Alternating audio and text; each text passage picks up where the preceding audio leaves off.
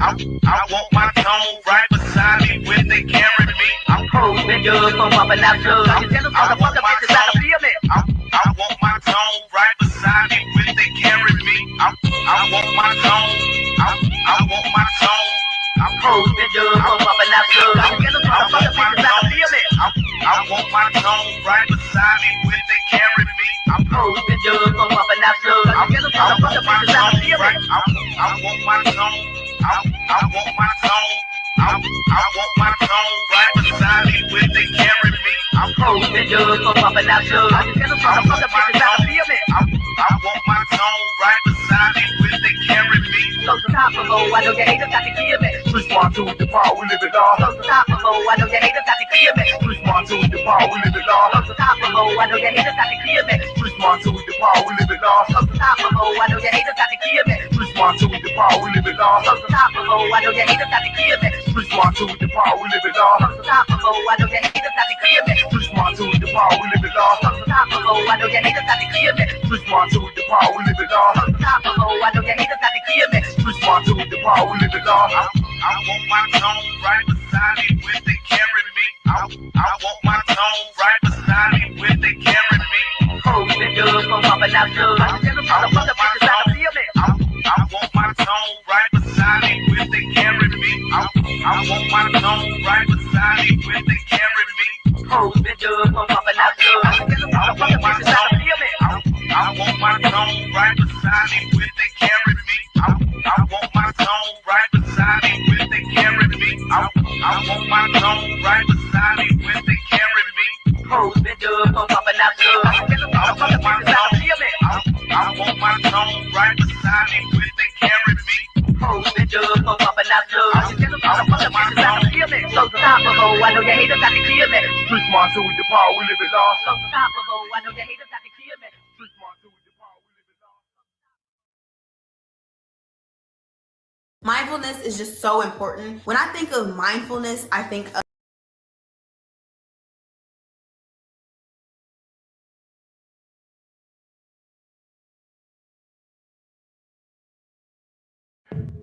No sign outside. Ain't gonna have me in no cave. Nuclear, fully automatic. Got my mind blocked inside this page. World and past tragic. Can't just turn me, cause I'm that brave. Think you can just tell me to go fuck. I'm supposed to look away. Should I survive the Armageddon? Roll the dice, hope I land on Reddit. Never looking behind. It's not the sun. I can only feed the pain when it comes. I can't stand the rain till it's done. Ain't gonna have me in no cave. Nuclear, fully automatic. Got my mind blocked inside this page. Girl and past tragic. Can't just turn me, cause I'm that brave. Think you can just tell me to go fuck. I'm supposed to look away. Should I survive the Armageddon? Roll the dice, hope I land on Reddit. Never looking behind. It's not the sun. I can only feed the pain when it comes. I can't stand the rain till it's done.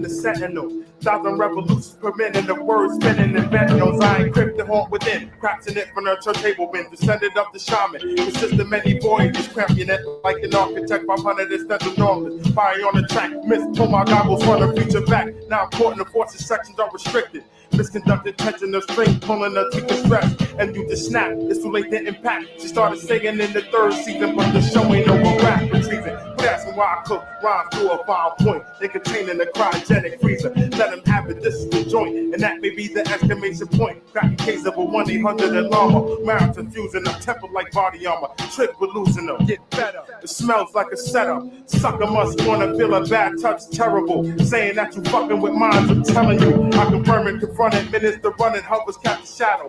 Bomb carrier, infinite shot harrier. Smoking rain damage to this planet won't be inhabitable. Got to be the accessory, taking credit only for my PC. 2000 professional aviator, math and craft planner, breaking the getaway. Skate like on Saturday, Mac propulsion blazer. You couldn't see me now, so you won't see me later. If you can be here now, then maybe we would have made it. I'm back to monstrosities, and I'm more significant, and I just become okay with it. Yo, man, yo, how you say that shit? Never have or ever will I play that shit.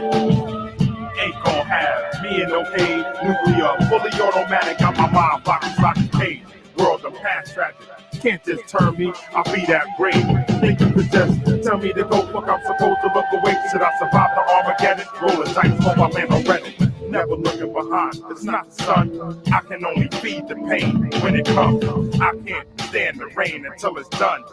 Ain't gon' have me in no cave. Nuclear, fully automatic, got my mind blocked inside this cage. World of past traffic, can't just turn me, cause I'm not brave.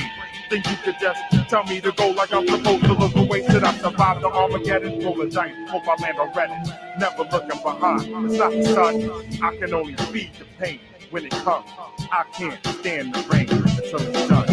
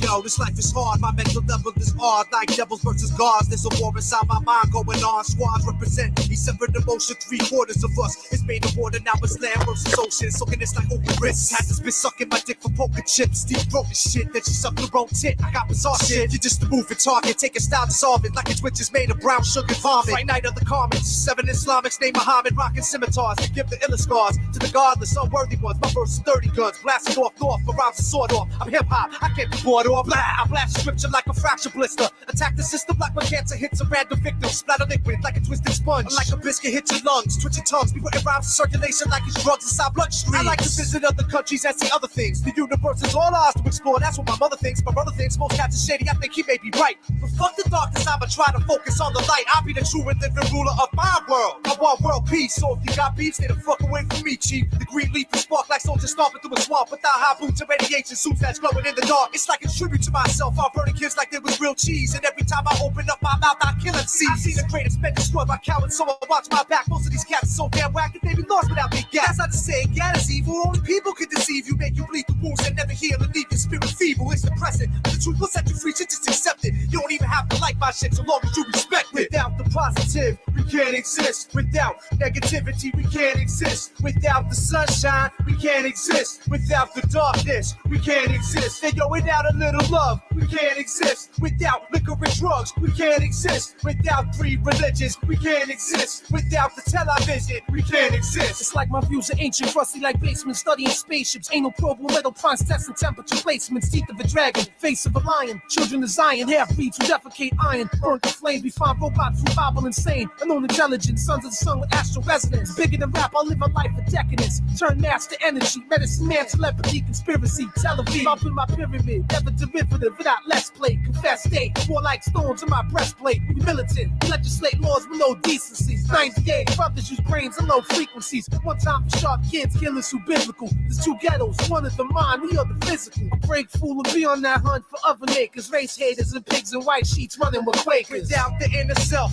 we can't exist. Without oxygen, we can't exist. Without a bag of weed, we can't exist. Without a little greed, we can't exist. Without some real friends, we can't exist. Without the dividends, we can't exist. And yo, without photosynthesis, we can't exist. Without mass transit, we can't exist. Prepare for mental combat, I react like 20 gats and holster straps. Ready for nothing, that's something to take me down and hold me back. Then I come back, only to walk down main streets like Perry Thomas. I'm a seminar with 8 masters who practice the art of conscious. Beware of toxic water, drinking tap could be a death trap. A setback, to leave our arms folded and our necks back. Existence leads back to Egyptians and conflictions. War missions, colors breed property and fake religions. Battle scars, nudie lost, a million stars who crash the earth. Leave us jerked and out of word, forcing our mind to convert to carry weapons for aggression. Munga and double sevens crash the heavens like our demo did at Geffen. Now we prepping barracudas, run computers, deja vu is forming fluids in our brain to reenact the deep attack that caused the pain of social differences. Existence is the listeners and businesses. Our fiction is like menaces, walk the world until it finishes. Without some food stamps, we can't exist. Without reproduction, we can't exist. Without a clear mind, we can't exist. Without a little pride, we can't exist. Without self-respect, we can't exist. And yo, without some intellect, we can't exist. Without the old school, we can't exist. Without the real truth, we can't exist. Yo, what's going on, everyone? Good morning to everyone out there. You know, from the Machine Lies. Welcome to the Machine Lies, where we talk about the lies of the machine on the machine that lies. You know, we coming through this morning, you know, with some interesting topics, some interesting presentations to show you guys in terms of, you know, what's going on out there in the world. You know, today we got a special topic for you guys in terms of language. We're going to talk about language, you know, and where some of the ideals came from. You know, where did magic come from? And from magic, we also talk about technology. Because you see, technology is a form of magic in our age, you know, or whatever is magical in our age is represented in terms of science.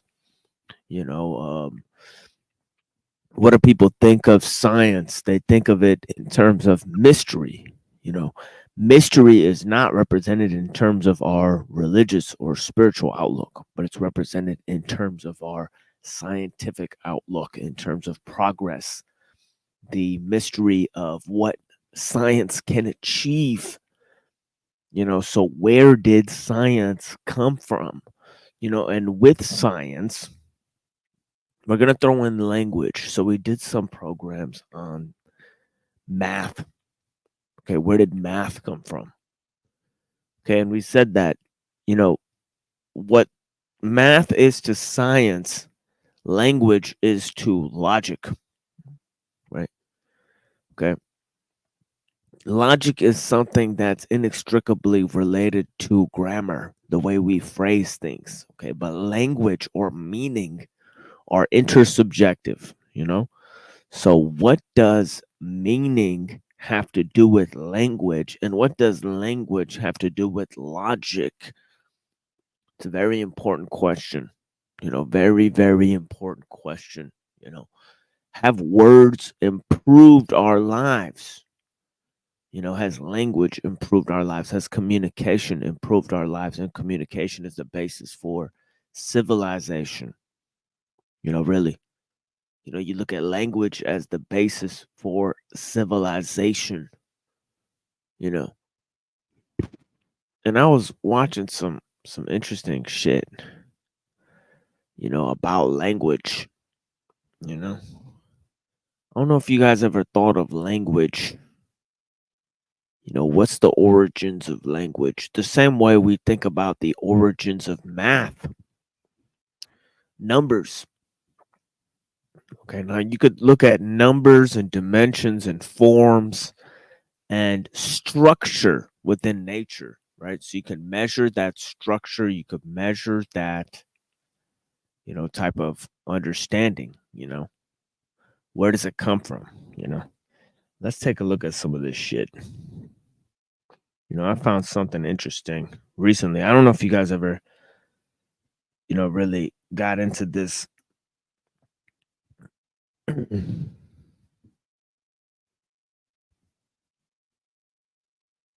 This podcast here, called Aeon Byte.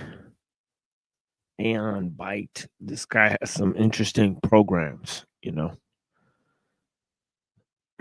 And in one of his recent programs, he's talking about Zosimos, who wrote about the Jews and the perennial knowledge at the time, some of the Jews and the pagan traditions that influenced,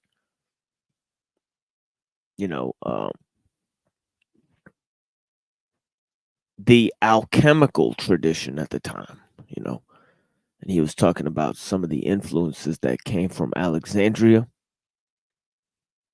So I just think it's fascinating stuff to look at this cat Zosimos and alchemy and how the Middle East influenced the development of alchemy and science, and what alchemy and science represented to them was a form of magic, so transmuting the symbols that are part of the world, they looked at certain arches or principles. That's where the word archetype comes from. ARCHE, archetype. Comes from a word that means underlying principle. Bless you guys. Yeah. Concept of numbers. Yeah, exactly. Yeah, Quine had we're going to take a look at some Willard Van Norman Quine. He had a battle with Chomsky too in terms of language. There is a tribe that has no concept of numbers. Yes. See, Chomsky thought that the structure of the brain tells you that language is an inherent part of human beings. Other people like Quine and other thinkers, some of the postmodernists, other people, they thought, no, language is behavioral. It's related to behaviorism. It's not related to inherent structures within the brain, Telepathy. Yeah, perhaps Creek Mary. There is a concept of that. Tower of Babel. Universal language, yes. Hey, Dominic, what's up? Hey, what's going on, brother? Good morning, Muhammad. I just came here to chill with you. If you don't mind, I just hang out for a bit with you here. Yeah, no worries. Yeah, no worries. Of course, you're welcome to do that, my friend. Please Anytime. Please continue. Thank you. Of course. Yeah. You're welcome. Yeah. Anytime, brother. You bring good energy, even in silence, as we talked about. Silence transmits a lot. For sure. So we got this, man. Bless you, brother, man. You're welcome to speak or be silent here with me. And either way, I appreciate you joining me, friend. The machine lies. Hi. Yeah, bless you, Crystal. Bless you. We're looking at this podcast, Secrets of Alchemy. Where did alchemy come from? Well, some people say it came from the Greek tradition, Aristotle. Well, science came from the Greek tradition of Aristotle. Obviously, Aristotle is the one who invented the term in his rhetoric. He said there's a type of subject where we study nature with a capital N. That's science. But science requires something primary to it, which is language and symbols in order to communicate. Where does language come from? That's a good question, isn't it? Is it inherent within our mind, or is it there in nature? Are symbols there in nature? That means that nature is a symbol or representation for something that exists outside of nature. Nature is composed of symbols, yes. But are those symbols quote unquote real? you know, language is related to logic, it's related to grammar, and it's also related to intersubjective forms of meaning. But one of the first alchemists, scientists, was this guy Zosimos. The issue with Zosimos is his origin is neither Egyptian nor Greek nor Jewish. He's using all three of these forms. He's using the Alexandrian Jews, which are Egyptian, they're Jewish, and they're also using Greek philosophy. So once you get to the Alexandrian Jews, you have Egyptian influence, Persian influence, pagan influence, from the mystery religions. That's another thing you see in Zosimos. You see his influence from the mystery traditions. And you have him writing about figures like Mary, the prophetess, or Mary, the Jewess. Okay, this lady, Mary, basically was known in ancient times as the discoverer of hydrochloric acid. Okay, so the Jews were extremely innovative even in ancient times. Okay, this lady Mary, she was seen as a master of Plato and Democritus, the sciences of the time, and Zosimos wrote about her. He wrote about her work. Let me just look up Zosimos so you guys can see this. Zosimos. Because everybody's going to be wondering what the fuck I'm talking about. Zosimos of Painopolis. You guys ever hear about this guy inventing science? Probably not.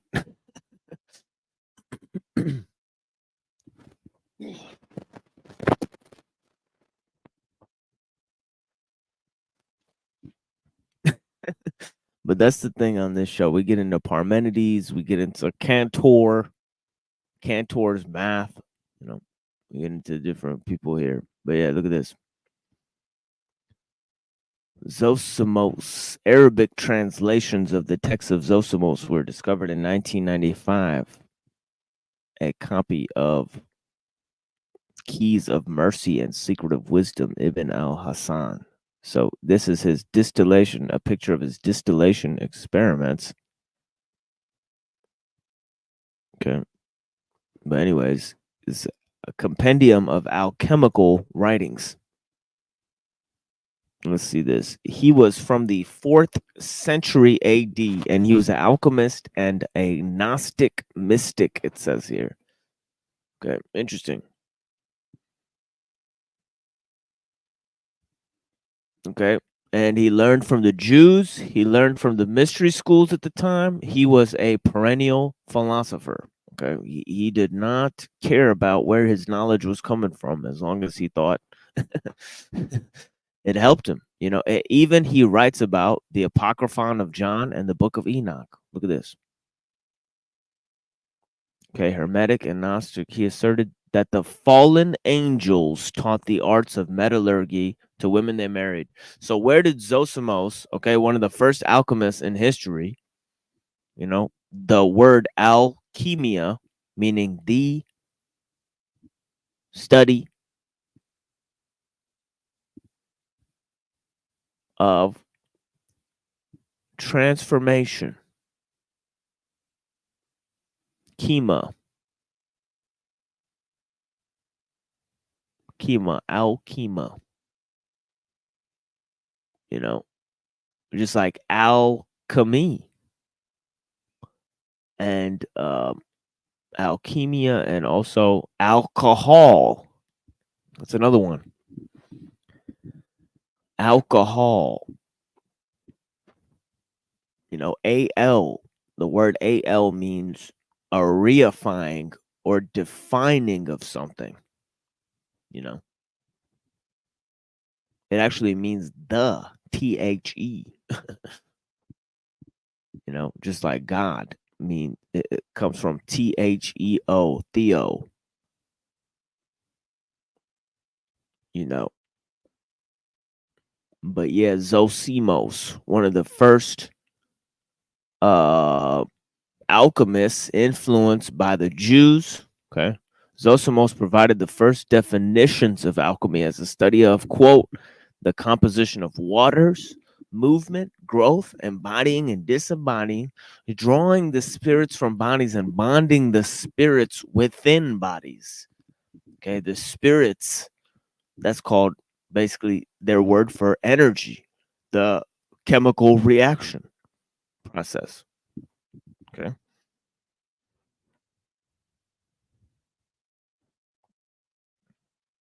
Okay. So yeah, you guys could look into that. Zosimos. Okay, he talked about lots of different things, but it's interesting how he was influenced by the Jews, and he talked about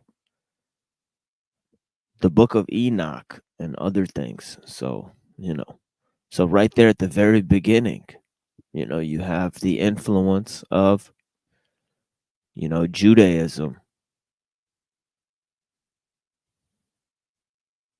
I hadn't heard that one. Yeah. He just told me that's what he's been seeing in his clinic. So, questions, please super chat them so we can separate. Alchemy was, because I started my Okay, here we go. research into alchemy, unfortunately, with Carl Jung's book, Psychology and Alchemy. First appeared in 1943 in Switzerland. And Carl Jung, I give him enormous credit as a man who saved psychology from Freud. But when it came to alchemy, his way of justifying the existence of alchemy seemed to me to take us into territory which confused the issue. I mean, and alchemy was already confused because if you look at an encyclopedia definition of alchemy, it will say the ancient science aiming to transmute base metals into gold. That you'll find that in every textbook definition. Yeah. And then you had Jung saying, well, actually, really, it was a projection of people's spiritual experiences. And other people have written since that alchemy was really a form of Gnosticism, i.e., through practicing a bit of chemistry, you'd kind of have Gnostic insights and develop a kind of, you could move from the leaden state of material consciousness to a golden state of spiritual consciousness. Over the years, this kind of confusion, I thought, See, he's already focusing on these ideas that Zosimos also focused on because he was a Gnostic Christian. He'll focus continually on the ideas of dying, rebirth, becoming eternal, the transformation through fire, baptism by fire. You know, these types of concepts are huge in alchemical rebirth. Also, dying of the world, remaining in the world as if you are dead, eternal rebirth, these kind of concepts, eternal life, the elixir of immortality, the order of Melchizedek, etc., etc. There's all of these concepts about living forever and about getting over the concept of death, which is also there in transhumanism. In science, you have the idea in transhumanism of alchemical rebirth through technology. So they have that too. my God, we've littered the world with a confused idea of what we're talking about. So I thought, damn it, I'm going to go back to the beginning, investigate what alchemy actually is from the earliest documents and see what happened. And it's been a work. I couldn't have written this particular book if I hadn't done all the other work in the past, in a way. Because I had to get through so many illusions and concepts that people have about alchemy. And I'm sure you have them, Miguel. And no offense, I'm sure I hope when you read the book, you began to say, oh yeah, well, maybe I'd missed the point there, because I was feeling that when I did the deeper research. So the book is to find out what we're really talking about. The first thing we got to say, let's put this straight to people, is the word alchemy is in many ways a total misnomer. It's by using the word alchemy as opposed to chemistry, we have mythologized what alchemy actually is. Alchemia is simply the Arabic for the Greek kumia or chemia, which is the old word used in the first centuries of the I mean, the nerve of this guy trying to take it back into something that's non-spiritual or a materialistic sounding counterpart, where alchemy, like he said, Zosimos was talking about spiritual transformation. This guy admits this, and he says that no, we shouldn't call it alchemy, we should call it chemistry, because that's all it is. It's the materialistic physical process of doing the hard science of it. Well, of course, that's his modern reduction.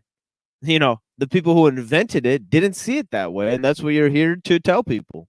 So why the fuck would you then say, oh, maybe we should just call it chemistry because that's what they were actually doing?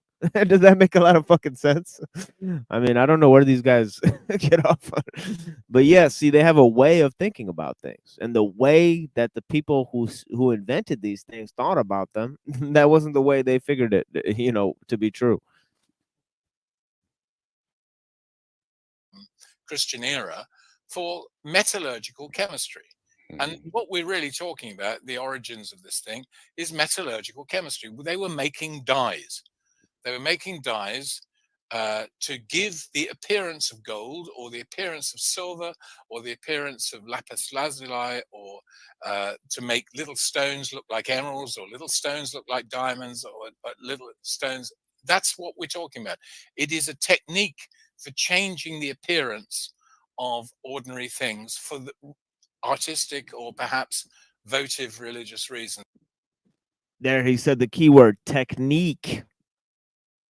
Obviously, I want to train you guys to think of the word technology every time somebody says the word technique, because that means that there's a how to do it. I mean, right? That means there's a technology behind it. He's describing it in that way. That the process, of coming up with these things is technique. That technique rules over science because you need method to perform the science. That's what it's about. It's about recipes for making dyes, and that's that is it. And that was called at that time chemia or kumia. It varied, which seems to, as far as I can tell from all the evidence, we're talking about the art of roasting or the art of heat. We're talking about things that go black because of heat. If you leave something on your cooker long enough, it goes black. Or overheat something, you get carbon. That's what we're talking about. It's the art of to reduce things to carbon or to apply heat. And that's anyone who first goes to school and does chemistry, the first thing you got in front of you, I presume, is a Bunsen burner. And you're going to heat some stuff, and the teacher will give you a little bit of manganese and go woof, and it's really, when you're 11 years old, that's really remarkable. And you think, oh, I like chemistry, you can have some fun with this. So it's the art of roasting, the art of heat. Yeah, that's right. That's what the word means, and that's the origin of chemistry. Yeah, that's right. That's right, Crystal Shaman. It's like he's purposefully only looking at the 3D realm, even though he's alluding to these people reflecting on something a lot deeper, So yeah, he's going to be coming out with that in a second here about what Zosimos was actually thinking he was doing, which is stealing knowledge from heaven, repurposing it to transform things on a physical plane through the spiritual plane. You know, this is actually what he thought he was actually partaking in, you know. You heat them up, or indeed you could extend that what happens to people when you heat them up. Burnt offerings. Burnt offerings. I was actually thinking of the way people are overexcited by the media. I mean, we have this expression, don't we? When the heat is on. When the heat is on. You know, when the heat is on, people's psychology changes, and when the heat is on a material substance, they change. And our ancestors were fascinated by these changes that were wrought by the action of heat. And I don't think it's any accident that this art manifested in Upper Egypt, where heat was freely available, as it is today. And yeah, okay, I'll stop there for a minute and give you a chance for another question. So what I wanted to do was to isolate exactly what we're really talking about, rather than talking about elixirs of life, philosophers of stones, and the idea that it's, you know, inherently magical, or it's an abstract spiritual process. No, that makes sense. That's its origins. And of course, I love how you notice in your book, from the Gospel of Philip, God is a dyer and he's dyeing things. So that's alchemical. And of course, then you mentioned more spiritual alchemy in Gospel of Thomas, the inner and the outer, and the male and the female. Yeah, this is the great question. Did these now, one of the really amazing things that became apparent in my research was that the Gnostic Gospels, so-called, the writings of Nag Hammadi, were discovered in exactly the same region of Egypt as the earliest alchemical manuscripts. Oh, wow. And when I say the region, I'm talking about a region that's not much bigger than Chicago and its environs. Mm-hmm. So, and they from the so down the street from where they discovered the Gnostic Gospels, that's exactly where they found the alchemical manuscripts. Not only that, they're 3rd and 4th century. They're found around the same time period. You know, so they're found in the same place around the same time period, in a close proximity to each other. They mention each other. You know, there's all sorts of alchemical writings within the Nag Hammadi Gnostic library. There's mention of Gnostic books and Gnostic Christian religion by the people like Zosimos, who were studying the alchemical tradition. You know, so there's a lot of cross references. And who do you have at the center of this whole exploration? The Alexandrian Jews. They're huge. They're huge in this. You know, they're the educated class, you know, of Alexandrian society, you know, like Philo of Alexandria and all of these other guys, you know, that existed in the 1st century. And, you know, they were the top people who were pushing around Middle Platonism and all of these types of ideas, you know, so, you know, and of course, the early Christian philosophers were inundated with Plato and Aristotle and all of these types of ideas. And of course, a lot of this ideal comes from the Neo-Pythagorean work of Plato in his Timaeus and other types of things. So there is a lot of cross references of all these ideas in ancient times. The perennial view, or the secular world view, did look a lot like this at the time. This was the main cosmopolitan worldview. You know, the view of the mystery religions and the view of the, you know, of all these types of thinkers. You know, this was the premier science at the time, really. You know, the same period. And of course, you can't help but ask the question: did the chemical ideas affect this discourse about spiritual changes and the liberation of the pneuma, the divine spirit, or did the philosophy of the liberation of the pneuma, the spirit, I was going to say infect, impact upon what was in fact an industrial process? And it seems to me there is a symbiosis, that in fact both things are happening, that the development of this technology, especially around the city of Panopolis, today's Akhmim, which is still a textile making center as it was in late Roman Empire, fascinatingly enough, were the people who were doing the chemistry for industrial and commercial reasons to make objects and that look glowing and wonderful and highly expensive, and attractive and commercial. Were they impacting on religious ideas? It seems to me what you've got is a common culture that could only happen in Upper Egypt, and that was really fascinating.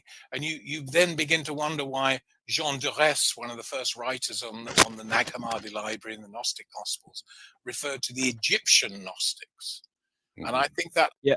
So what do you got there in Egypt that's so special? You have a city where you have Jews studying Plato and Aristotle, and also they're studying the mystery occults. They got zodiacs and all of that type of stuff.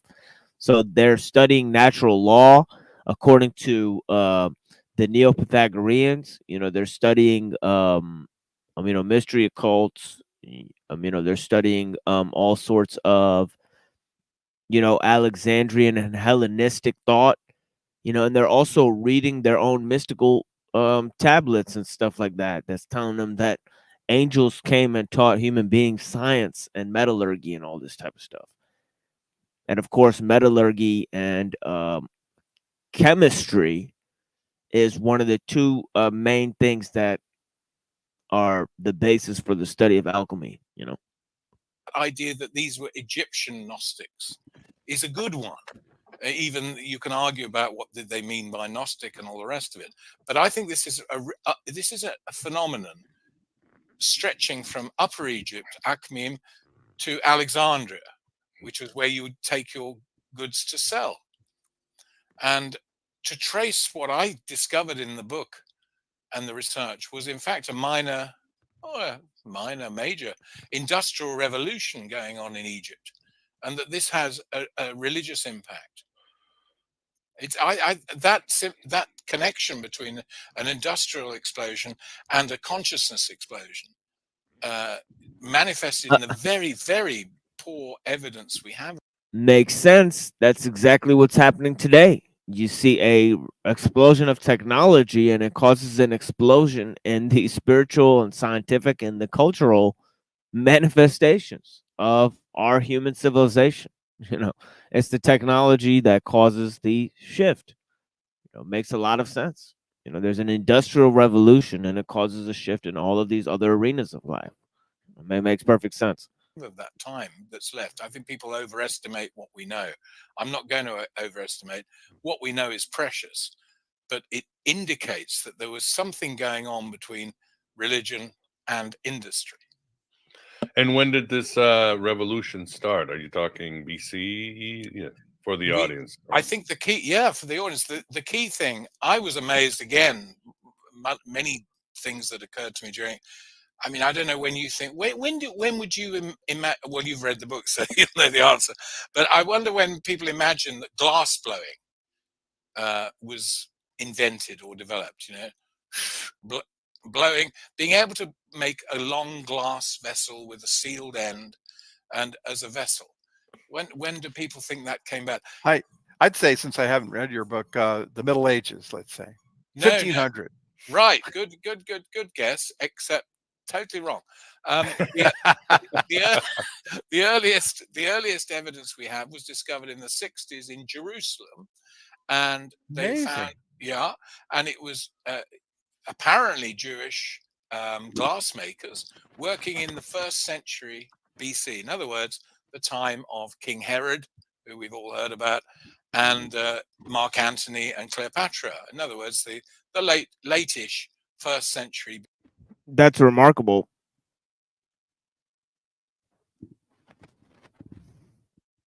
So the Jews invented glass blowing, something so fundamental to civilization. Can you guys imagine?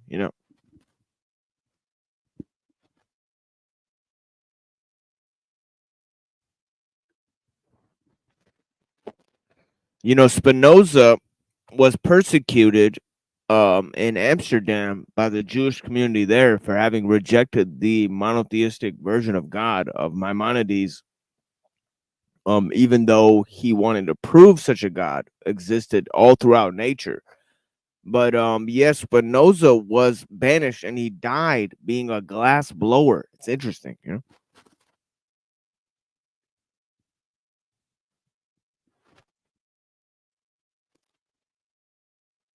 BC, you know, a few decades before the birth of Christ. So you have that, I think, revolutionized what was already in existence in terms of metallurgical chemistry, because certain reactions can only happen in glass because glass doesn't impact on the chemical reaction. Yeah. Whereas if you use lead vessels and so on, the lead in the vessel or the iron in the vessel, or if you're using a copper vessel, would change the nature of the chemical reaction, as anyone who knows chemistry will tell you. But glass allows certain. I mean, imagine what the invention of glass had to do for chemistry, anyways. You know, I mean, imagine doing chemistry without glass. I mean, you know, without flasks and shit. I mean, it's crazy. Chemical reactions to take place. So I think that the great impulse was the presence of Jewish metallurgists in Egypt, and their knowledge and their mythology and their culture spread very fast. So by the time you get to the greatest known exponent of the art is Zosimos of Panopolis. We're back in Achaemenum again, and Jung wrote about. Here's our dude, Zosimos of Panopolis. Here he is. Zosimos, I think he misunderstood him completely, but Zosimos really knows his chemical onions, and he's fascinating because he not only sees it as a technological challenge and an opportunity for people to get rich out of this knowledge, but he also sees a spiritual analogy. He sees the idea of the alchemist only really benefiting from this practice if they understand that they're observing the divine God's way of dealing with the universe itself. In other words, he's glimpsed that chemical reactions is the essence of the divine creation. And he applies that analogy to the development of the soul. And he's very familiar. He's a wonderful, wonderful man, this Zosimos. The name means survivor. His name means survivor. And he is very familiar with the Hermetic writings of Hermes Trismegistus. And he applies this Hermetic knowledge, but also Jewish biblical knowledge to what he's doing. And this combination of this syncretic combination of some. There it is. This syncretic combination of the pagan mystery cults and the Jewish religion. Okay. It's an extremely important point. One can't downplay this point enough within the development of either alchemy or the Gnostic tradition. Christian ideas, some Gnostic ideas, some straight Hermetic ideas, plus technological ideas in one man's approach to chemistry, metallurgical chemistry, is unique. And remember, alchemy is science, okay?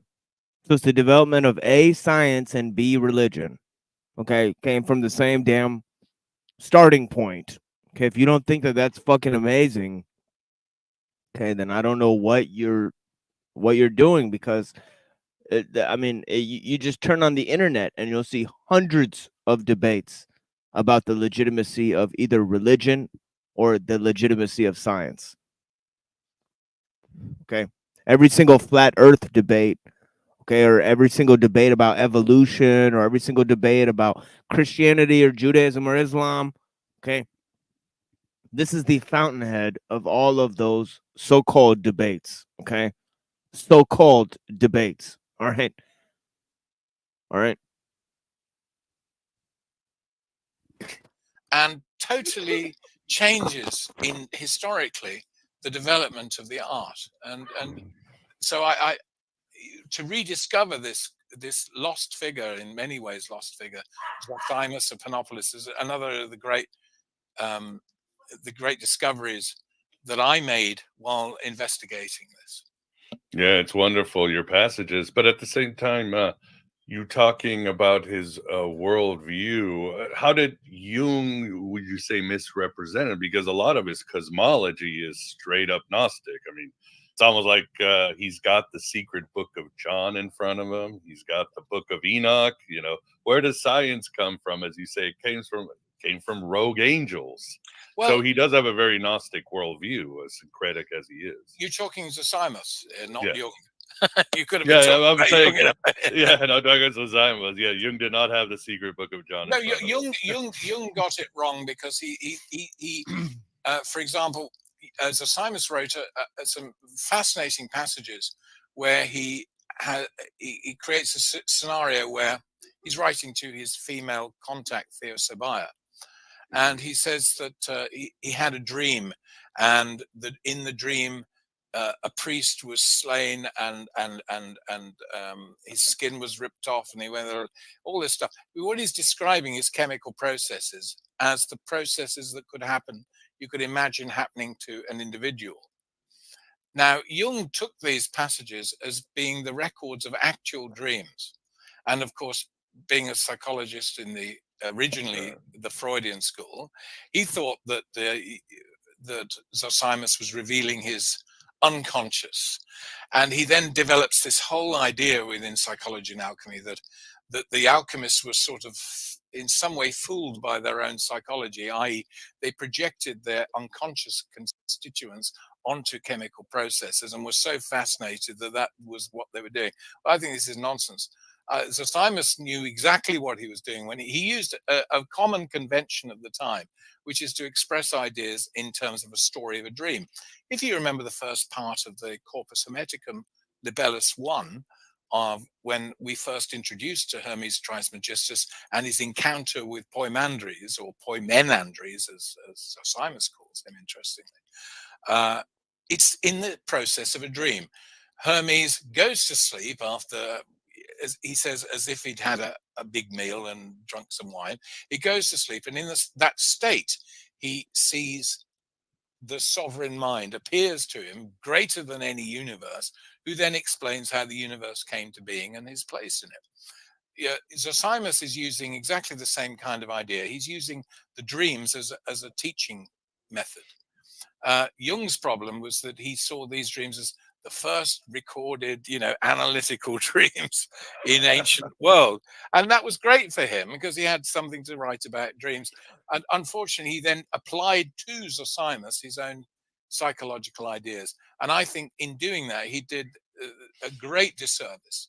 And he even says things like the alchemists really didn't know what they were looking at because they were overwhelmed by their unconscious archetypes, and the archetypes took over.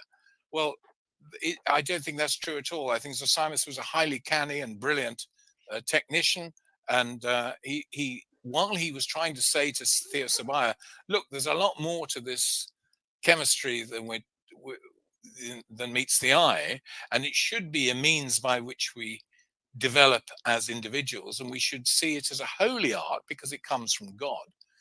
He brings this whole stuff from the Book of Enoch into it. He says that look, this knowledge of chemistry was actually brought to mankind by wicked angels. Your proto-archons, the wicked angels of the Book of Enoch, have brought this knowledge, but while they perverted it and gave it to the priests and the world as a power which they'd stolen from heaven, nevertheless, the essence of the art came from heaven. And for that reason, Zosimos says it is holy and must be respected. So he doesn't reject it because the means of transmission.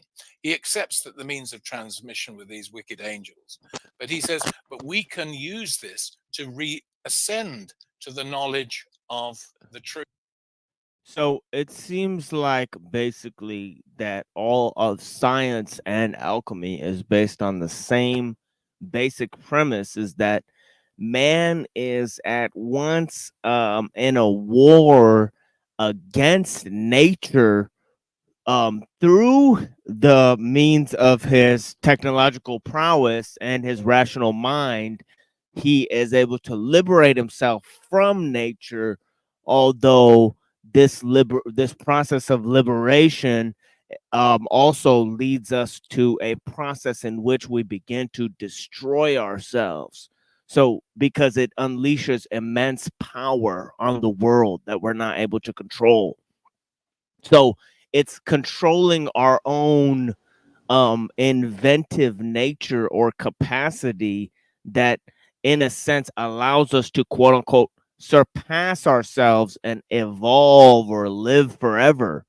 So it seems like we're in a battle against ourselves, against nature, and against our own technological capacity, you know, in either science or in alchemy.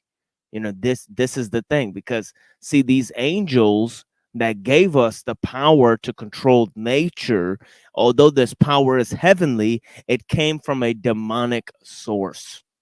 That's what Zosimos said, the guy who was, you know, inventor of alchemy. So it's this paradoxical view of man, you know. I'm sorry, Dom, did you want to say? Yeah. As I'm hearing this fellow being share with us, there's the concept of, and I think you grasp this, there's the philosophy, the question, the whys. Alchemy came to this realm. And then when you're looking at it, or in this case, what he's trying to describe is the scientific, the hows. How do these elements work while they're in this realm? So he's kind of forgotten the whys. And now he's just trying to think, okay, so how do I transmute elements into gold? You know, when these, we'll call them our forefathers, our angels, our watchers, when they came here and impregnated women, how did they impregnate them? Were they in a form? Were the images? Because whatever came through those wombs now is where alchemy came to be. Concept of writing, for example.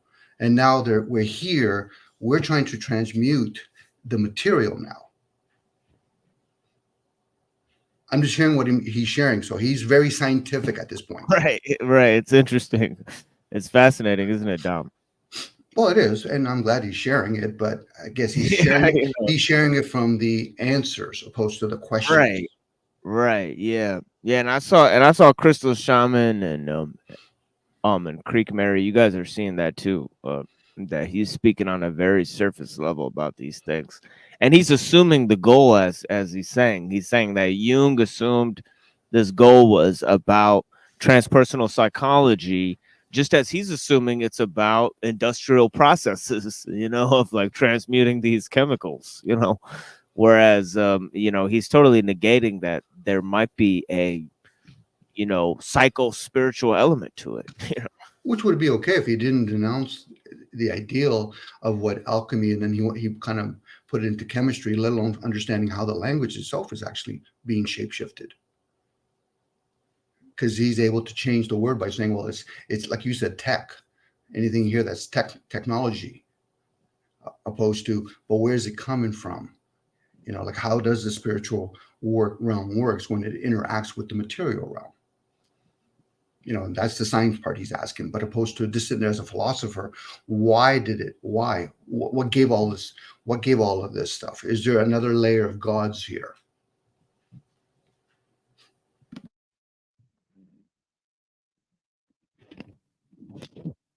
Yeah. And there's the you know, the philosophical aspect of it, which is the why, as you've stated. You know, there's also the scientific aspect of it, which is the what, you know, which is the substance of what the facts are. They're just the dormant facts, you know. And then there is also the technological aspect, or the how aspect of things, you know, how they came to being, you know. If you could bring it about again, you know, what would be the steps it would take to bring it about again? You know, we could apply that process, you know, as Miyamoto Musashi said. He said, if you can master the art of swordsmanship, you can apply the same method you use to master swordsmanship to any other art or discipline. You know, it's just a matter of learning the method, the technique, you know. And there's a technique to self-mastery that can be applied to all things. That's why the ancients told us, know thyself. You know what I'm saying? So yeah, it's all yeah, exactly. Land of Dragons, transfiguration. That is a key word here. Transfiguration. Yeah. Yeah, you said it, my brother. Yeah. You know. Truth, the knowledge of the spirit. So you have that Gnostic ascension dimension again. Now he's terribly inspired by a wonderful Jewish woman called Mariam, or Maria, we would say in the Western dialect, Maria the Prophetess. She's called the Prophetess by many much later writers because she's quoted by Zosimos as saying that everything she learned about alchemy she learned from God. That's not what she's called on Wikipedia. She thought that by teaching the process, you guys want to know what she's called on Wikipedia? She was expounding a divine revelation. On Wikipedia, she is called Mary the Jewess. You don't believe me? That's what it says, guys. I'm not making this shit up. Mary the Jewess. Prophetess, perhaps. But Jewess, certainly. From and also Maria the Copt. You know, so she was a Coptic. That means she was from Egypt.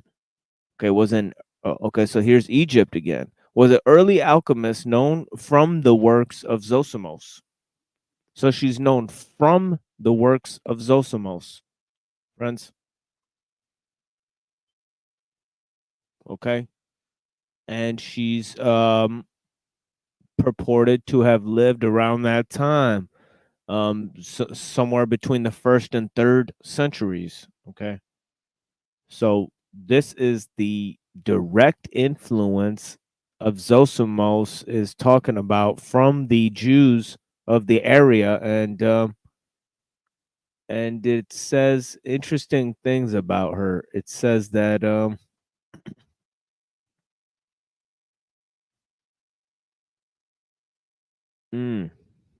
sages. Okay, look, it says that the Arabs knew her as the quote unquote daughter of Plato. This is a fascinating title, daughter of Plato. Okay, how about that? That's a fascinating title, and it says that she made hydrochloric acid, like the kind they used to disintegrate the bodies in the popular show Breaking Bad. It's interesting. But yeah, anyways. It's fascinating stuff, guys. Mary the Jewess. Okay, influence Zosimos. So there's Alexandrian Jews from Egypt that influence this man. Okay, so it's exactly what I was talking about. And this also affects the whole dimension of the way alchemy is treated in later years, especially by theologians, monks, religious men, and probably people like yourself and me too, Miguel. Which is we land on the idea that it's a symbolic system for the improvement and dimension of spiritual growth. Yeah. So you know, all this is happening in the 4th century, which is a period of extraordinary turmoil in Egyptian history. And to recover that evidence and put it in geographically and yeah, I mean 3rd century they have the formation of the church. 4th century you have the formation of you know, all of these kind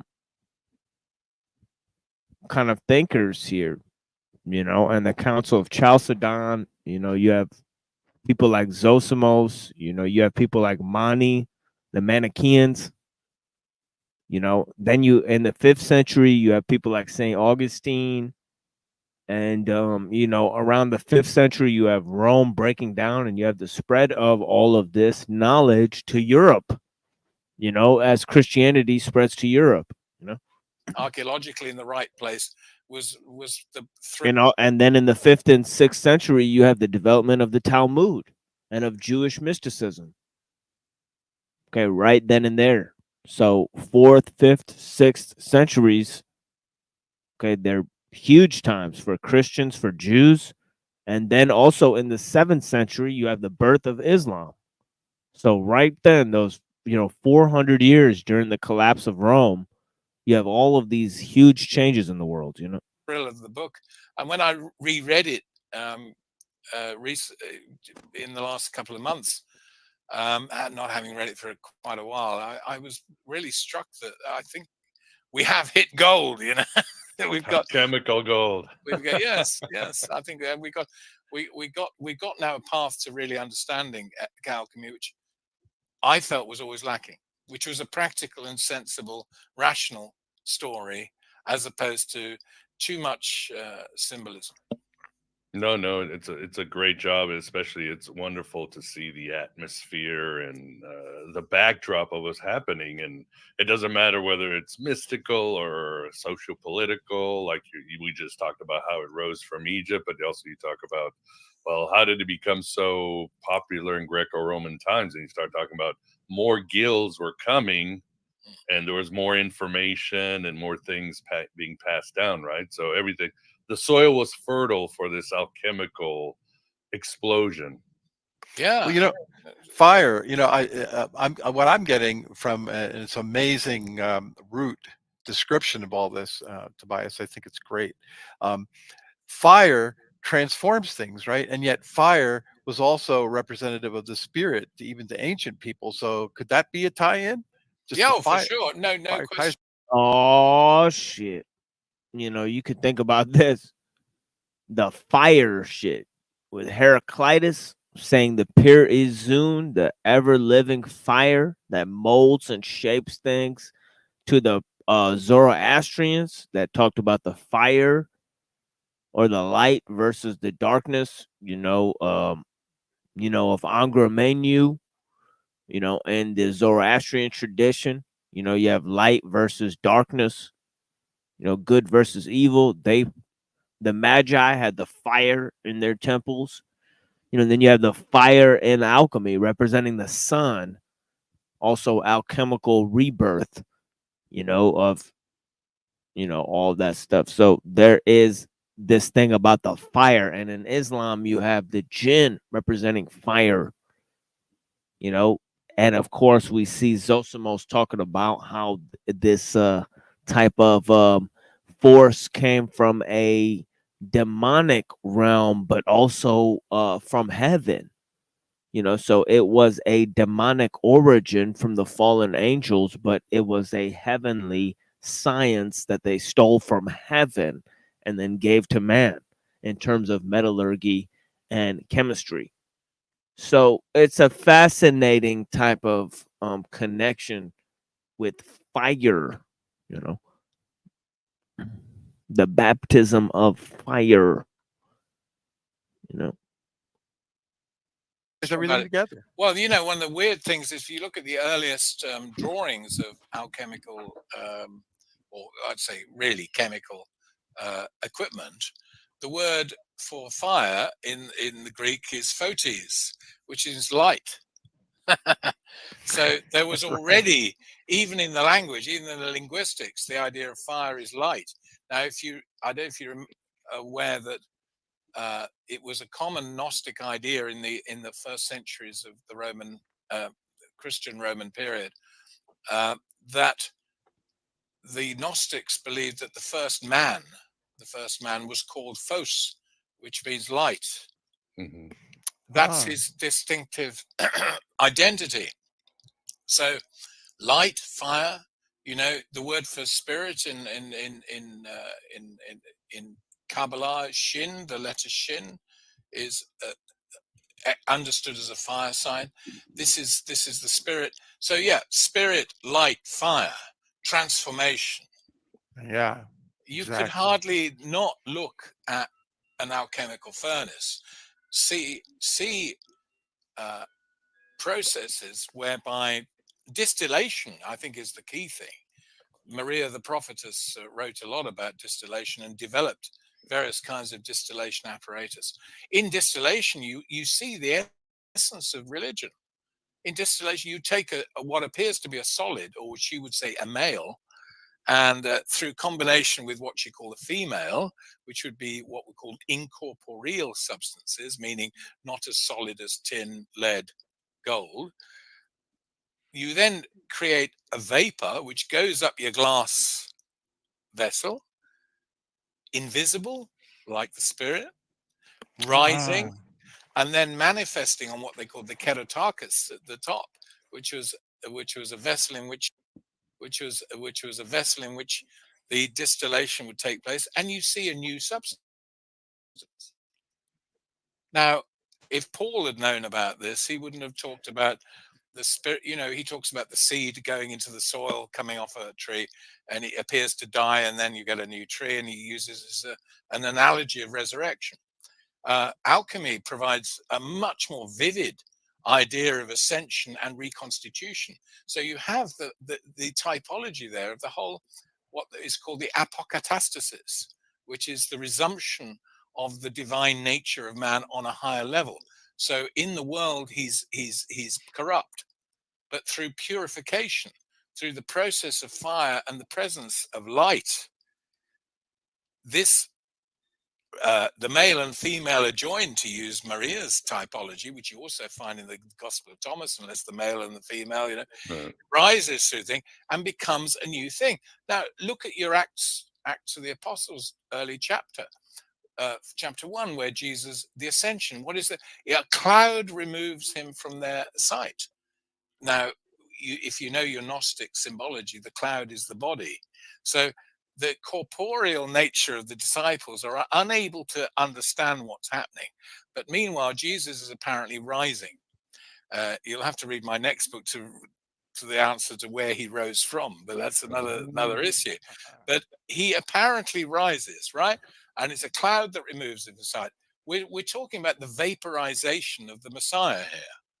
And Okay, we're not going to get into that. I think he's just kind of getting silly with it now. He's moving into more science fiction territory, but yeah. You know,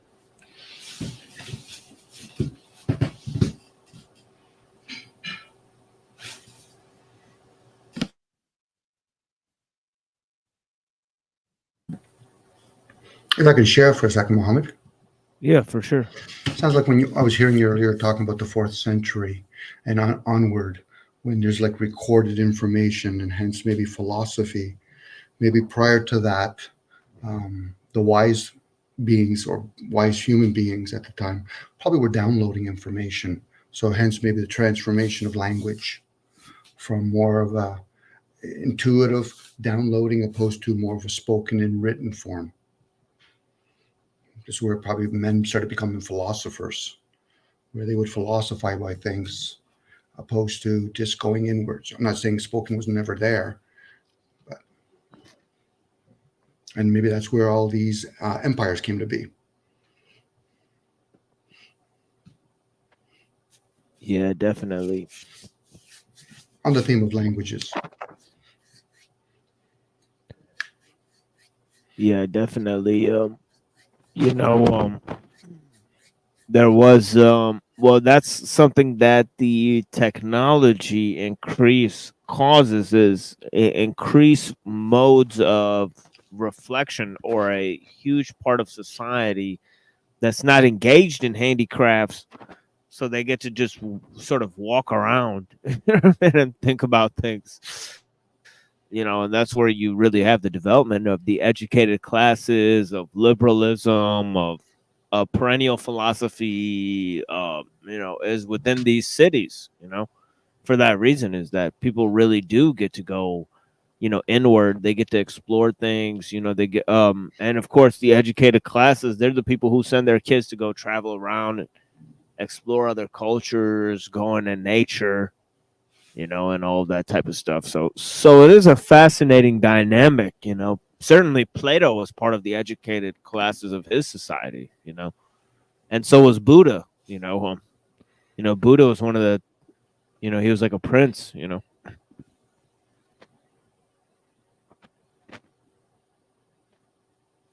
So it's interesting, you know.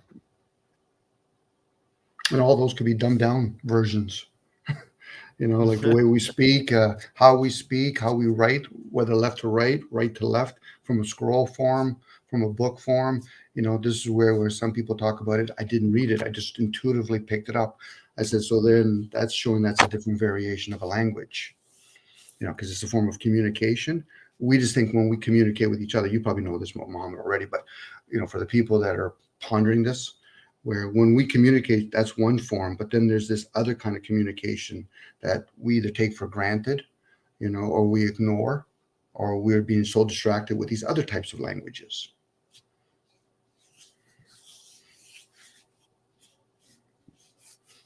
That's exactly true. And you notice that when you talk to somebody, if you go somewhere else in the world and you talk to somebody who you can't understand their language, and you just kind of point at things and you smile at them, and there's so much being said and communicated in a way, I've noticed, Or you just get them, and you're yeah, even bypassing body language. It's like, okay, so who's really communicating here? Is there something that's always functioning my body, communicating whatever's functioning with that person's body?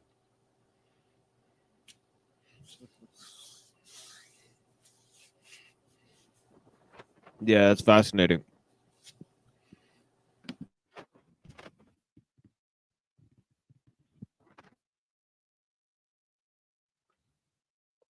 And it goes to where we're at, in terms of translating, what are we translating and what are we encoding within the symbols that we have, In a sense, it's meaning, but in another sense, it's also cultural cues, emotional cues, and also the opportunities when we choose to speak. There's something translated way more than words. It's got to be, as you said, something in our body that actually lets somebody know about something, because like somebody could fall and you and somebody who doesn't speak the same language just look at each other and just laugh, or somebody makes a mistake on something. It's like everybody gets how how certain events, certain modes of experience are being translated, so it is a fascinating type of thing, that it's not just language, or at least communication is broader than language, because communication is just the sending of information from one place to another, but intuitively we know that it's even beyond communication. It's something instinctual or intuitive, that goes with more of our automatic response to things that we have. But it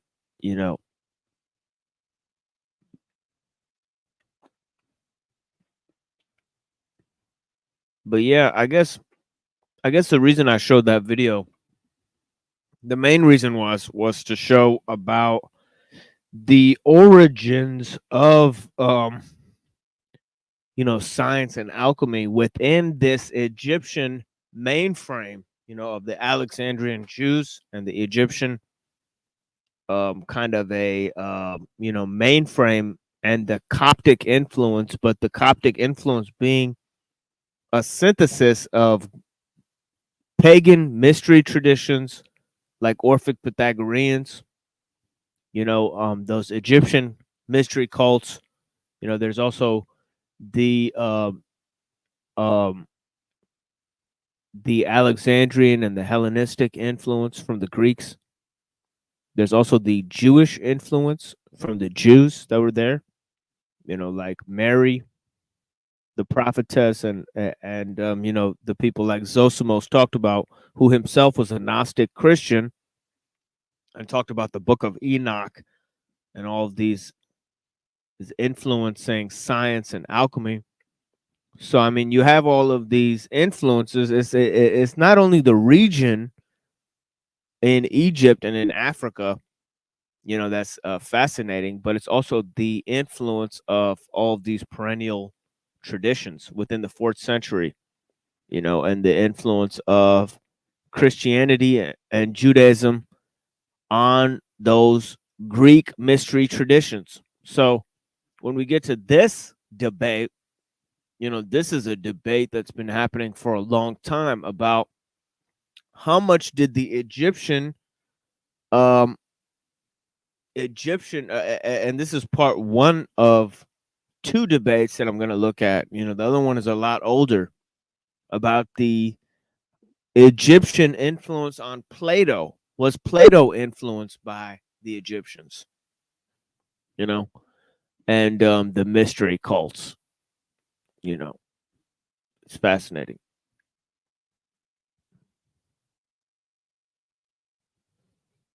That really talks about important issues, and most of those issues have to do with history. So it's exciting always to speak to. By the way, I don't know who this other guy is, but this guy Richard Carrier, I think this guy's a kind of a bullshit artist, in my opinion. He said Paul had a schizophrenic vision on the way to Damascus. I don't think that Paul was a schizophrenic, namely because he had procured thousands of followers for himself. And I don't think you can go in ancient times with the DSM-5 and go diagnosing people in history. I don't think that's a legitimate form of criticism. But yeah. A wide audience of folks who are doing their own study. And I also want to say greetings to Dr. Carrier, someone whose work I respect and have actually read extensively. And I think that we have been on a collision course for a while. And so that is interesting. I want to talk to you at some point about the things that you've written about me and the things that and your relationship with Garfield Reed, because I think that that's where much of that critique has come from. And so that's part of what I'd like to start with. My understanding is that you were given a lecture of mine to analyze. Is that correct? It's been a while. So I think it was a video, right? Okay. It was a video you did. Right. So Garfield Reed sent you the video. Oh yeah, right. And that's how he hired you to critique it. Right. I was not aware of any of this until that involvement. So, but there's a question I want to ask. He hired you to critique it, right? Yeah. Okay. To give an assessment of it, whether it's positive or negative. Okay. I just thought that was very interesting. And I also thought it was interesting that he decided to do that during Black History Month, but that's neither here nor there. Well, I'm not going to visit his motives.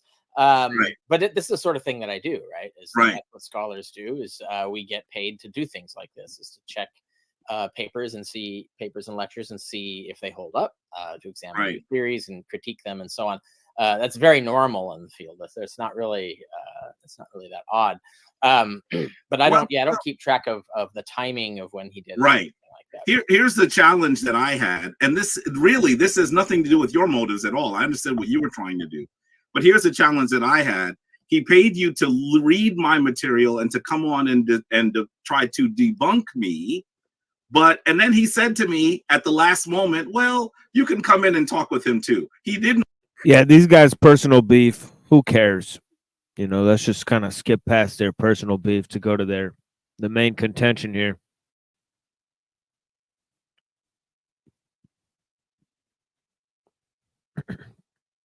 Because he's stipulating whether some guy hired him to do a critique of his one paragraph on Kemet, right? Okay, here we go. This is where he goes. He said he reads his book and he said there's only one paragraph in his book about Egypt. Your book on the historicity of Jesus. I actually enjoyed it considerably, I have to say. But there was only one paragraph on Kemet, right? One paragraph. So yeah, I just wanted, and I know the topic was not Kemet. I get that. But I want to get a sense of. Hold the book up. Let me see his book. Yeah, yes. What are we talking? Yes. Well, he knows his book. Yeah. On the historicity of Jesus. A really good book. I enjoyed it. But I want to ask you about how much analysis you've done with regard to the similarities. Let's call them similarities right now, although I'm making another argument. The similarities between ancient Kemet and the Christian narrative. Yeah, actually, I've done extensive research into where Christianity got all of its ideas and its evolution over time, in the course of which, when there are connections to Egypt, I learn about those and find out about them. When there are not connections to Egypt, those aren't there, right? So, in general, most of Christianity, let's talk first century Christianity, original Christianity, because it starts absorbing more pagan ideas in the later centuries, right? So when you write, your tone influences how readers respond. With Grammarly, just highlight your text and type how you want to sound. So why would you? I don't even understand this. What they're offering here. So if you type, they'll fix. So this is just autocorrect, isn't it? Get your message right every time. I mean, why would you want to? Why would you want them to correct how you're saying something? I mean, it seems pretty standard. I mean, you just write what you want to say. I don't understand. Download it for free at Grammarly. Download it for free. So why would they have a commercial for something that they're offering for free? And I just doesn't even fucking make sense. But yeah, I have what it takes to get a premium YouTube account because people are sharing their premium YouTube account with me, but I don't want to give them access to my YouTube account. Isn't that dangerous, guys? I don't know. I imagine we might talk about that in the debate. Like, so for example, the appropriation of Isis and Horus statues as Mary and Jesus statues, right? Totally happened, but that happened centuries later. That wasn't anything that they were doing at the origin of the religion. But if we're just talking about the first century, the beginning of the religion, most of what we mean by Christianity is Jewish. So it comes from Judaism. Now you can go further back. See, that's what the thing is though. The Jews during the first century, they were not a coherent, they didn't have a consistent set of beliefs. I mean, you know what I mean?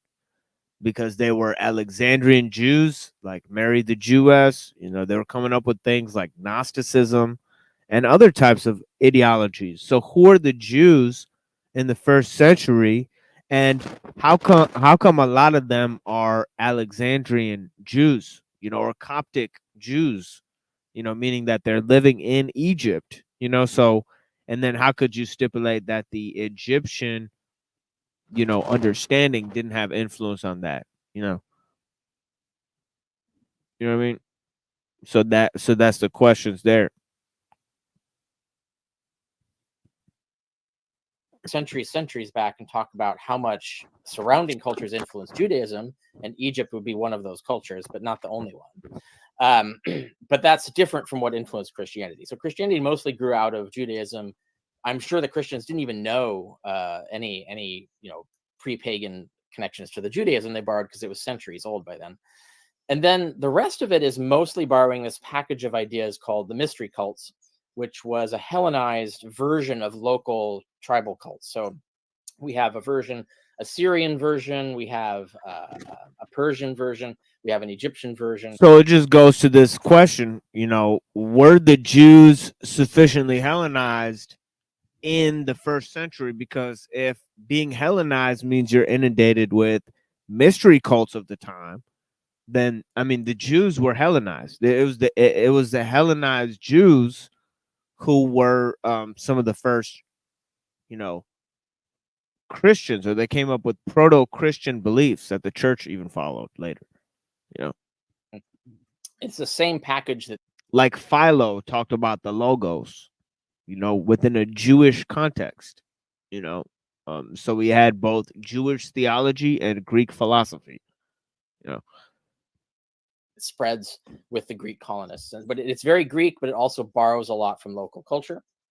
So for instance, Osiris mysteries was different from native Osiris religion. It was a merger between Greek ideas and local native Egyptian ideas. And so you could find the same thing amongst many other cultures. And when Judaism did the same thing and created Christianity, it borrowed the same package, but it's borrowing a generic package. It's borrows a few little things from Egypt, but it's mostly just borrowing the generic package that all the cultures bought, not just Egypt. So it's getting this general idea in. So look at this. So he's admitting that Christianity is not organic. It's a mix of all of these different cultural influences. But then he's saying that those are specifically Jewish origin.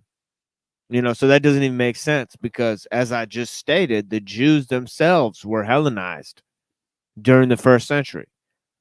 So it's not so much that it came from the Jews. It's that what did the Jews believe who came up with these things? And by their own estimation, they believed in all types of shit, not just Judaism. So and so I mean, you see these guys shooting themselves in the foot all the time. In other words. So then you see other things in there. So for instance, the ending of Mark and the ending of Luke both borrow in different ways from the Romulus myth, which is a Roman imperial myth. It's Italian tribes worship that. So they're picking from a lot of different influences. And so, yes, sometimes Egypt is a piece of that vehicle, but it is not the primary. I mean, primarily it's Judaism. After that, it's Hellenism. And then there's little pieces of other tribal and native cults from around Judea at the time, which includes Egypt, but also includes Syria, Mesopotamia, Persia, and even European cults as well. Mm-hmm. So you're saying that one of the major sources of Christianity is what we would call the mystery traditions, right? Yeah, I would say the primary is Judaism, right? Okay. So we can't elide that. But yeah, definitely the next biggest influence is the general mystery religion package. See, there it is. First of all, he said that it's the Jews. So the question is were the Jews Hellenized? Sufficiently Hellenized during the 1st century, and then he said it was a variety pack of mystery cults, which actually makes no sense at all. You know what I mean? Like what? Like, what? Which influenced all religions. So, like even Osiris cult, the mythicist, or I'm sorry, the mystery cult of Osiris at that time, is basically the same. The Egyptians did the same thing. They took this generic Hellenistic package and generated this new version of the cult that merges these two ideas. And that's what happened in Judea. The same package went to Judea. The certain Jews borrowed these ideas and Judaized them in the same way that Osiris cult was Egyptianized, right? So that's the influence. It's this generic cultural influence that independently, but in parallel, influenced Egypt and Sumer or Mesopotamia, and these other different cultures within the Roman Empire. So you can find examples of links where they take specific things that come from Egypt, but mostly it's this generic Hellenized package that also is like the Egyptian religion was also influenced by at the same time. And so that's why you have Mithraism comes into the Roman Empire. That is a sort of Hellenized version of Persian religion. So you have the Jewish religion follow the same course. So they're all following in parallel into the same level of development. So that is the position that I'll be taking, because that's what all the scholarship and the evidence I found supports. But when there's like little specific details, if you've got good evidence, there are cases that you can show adoptions from Egyptian religion. Mm-hmm, mm-hmm. You said that the Osiris cult was Egyptianized. Are you? Well, it's an Egyptianized version of the mystery cults, right? So the mystery cults come out of the Hellenists, right? It's after Alexander the Great spreads Macedonian and Greeks all over the world through imperialist conquest, and they bring the mystery religions with them. And so the local religions, now we don't know to what extent this is an imposition by imperialist powers, or to what extent it's local natives who are adopting the imperialist culture and equipping it to their own religion, or a merger of both. Those things we don't know because we don't actually get to talk to the people who were actually doing these things. But we know the empires themselves were interested in these mergers, and we don't know to what extent the locals actually supported them. It seems like that they did. So there seems to be mutual interest by both the imperialist powers and the local conquered cultures to see these through, to see these sort of merger religions where you have a combination of the Hellenistic mystery model and local Egyptian religion, for example, or local Syrian religion, and so on. So can I ask, who would you say is the primary deity that is part of this Greek mystery tradition that then you describe as? Yeah.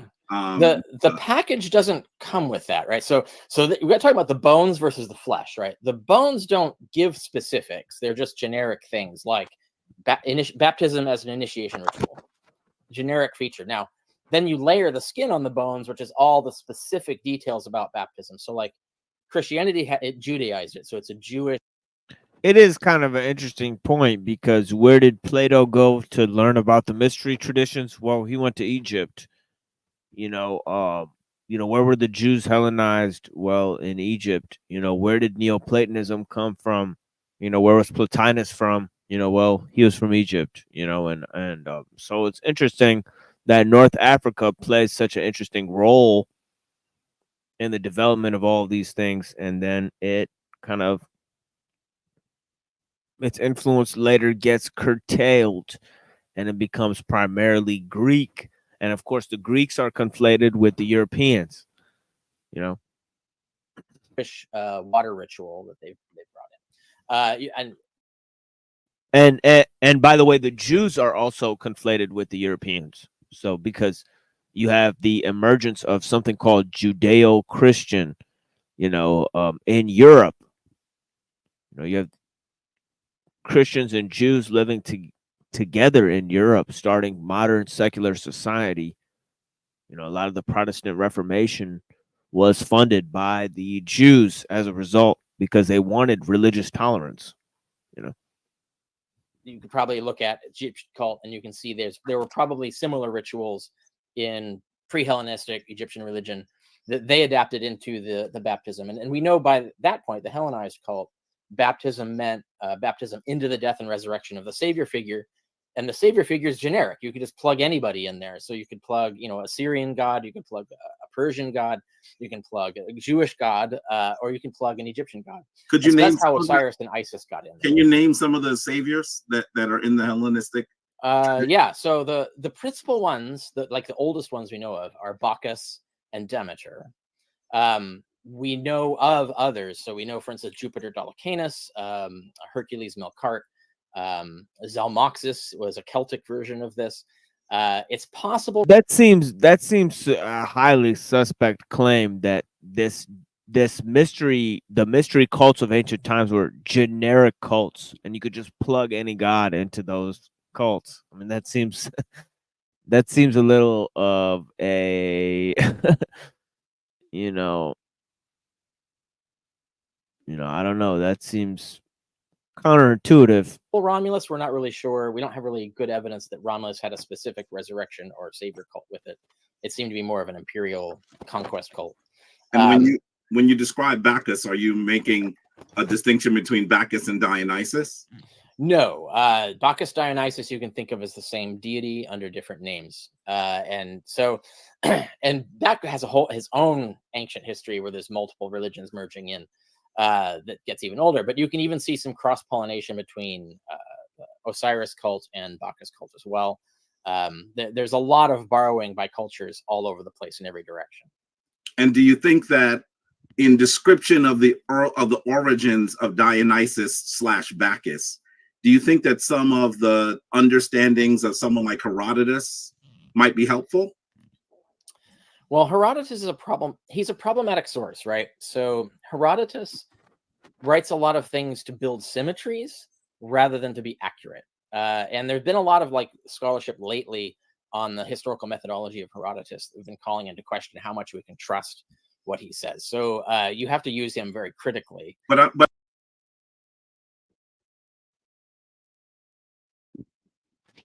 Okay, this guy Herodotus, this guy's gonna come up a lot because he claims that a lot of the uh, Greek traditions, come from Egyptian traditions. Okay, so this is one of the major sources that's used. Herodotus, he was an ancient historian, and he said that a lot of the Greek culture came from little brown people from Mycenae and Africa and all of that type of stuff. So he's actually going to be discussed a lot in this type of deal here, and yeah.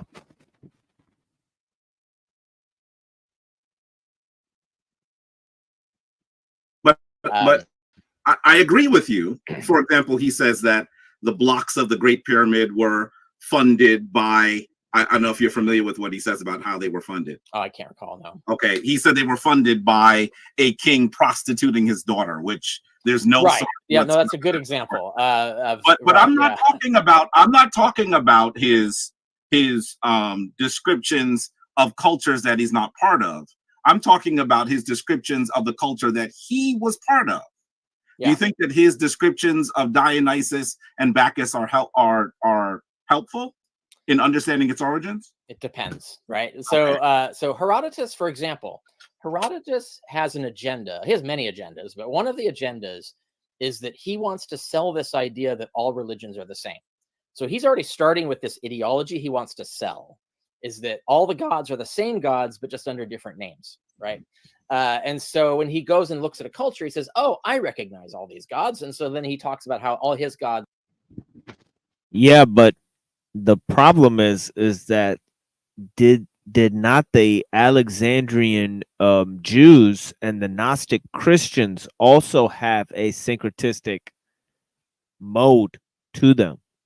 It seems like the Hellenistic or the Hellenized Jews, were already had a perennial view of things.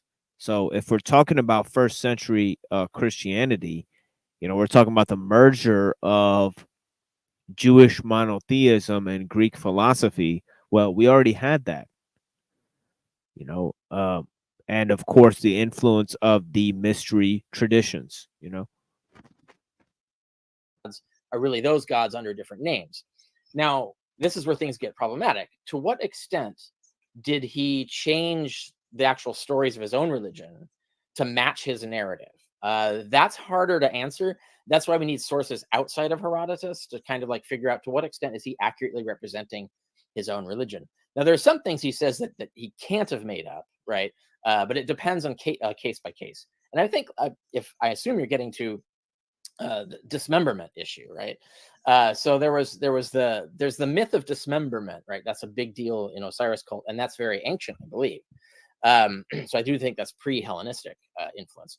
But we find the dismemberment motif in Romulus cult already in like the 3rd century BC. That's Italian, and we see it in Bacchus cult, 5th century or so BC, possibly. And earlier. you don't see the dismemberment concept in ancient Kemet prior to. No, I think I think it is.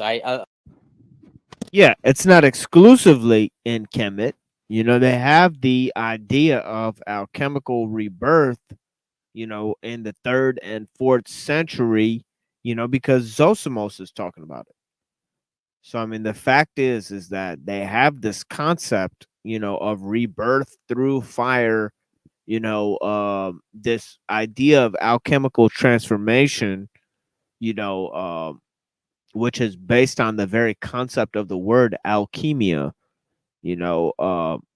way back in that era, and it comes from the mystery religions. So, I mean, I don't know why he's saying that it's specifically Egyptian or that, so in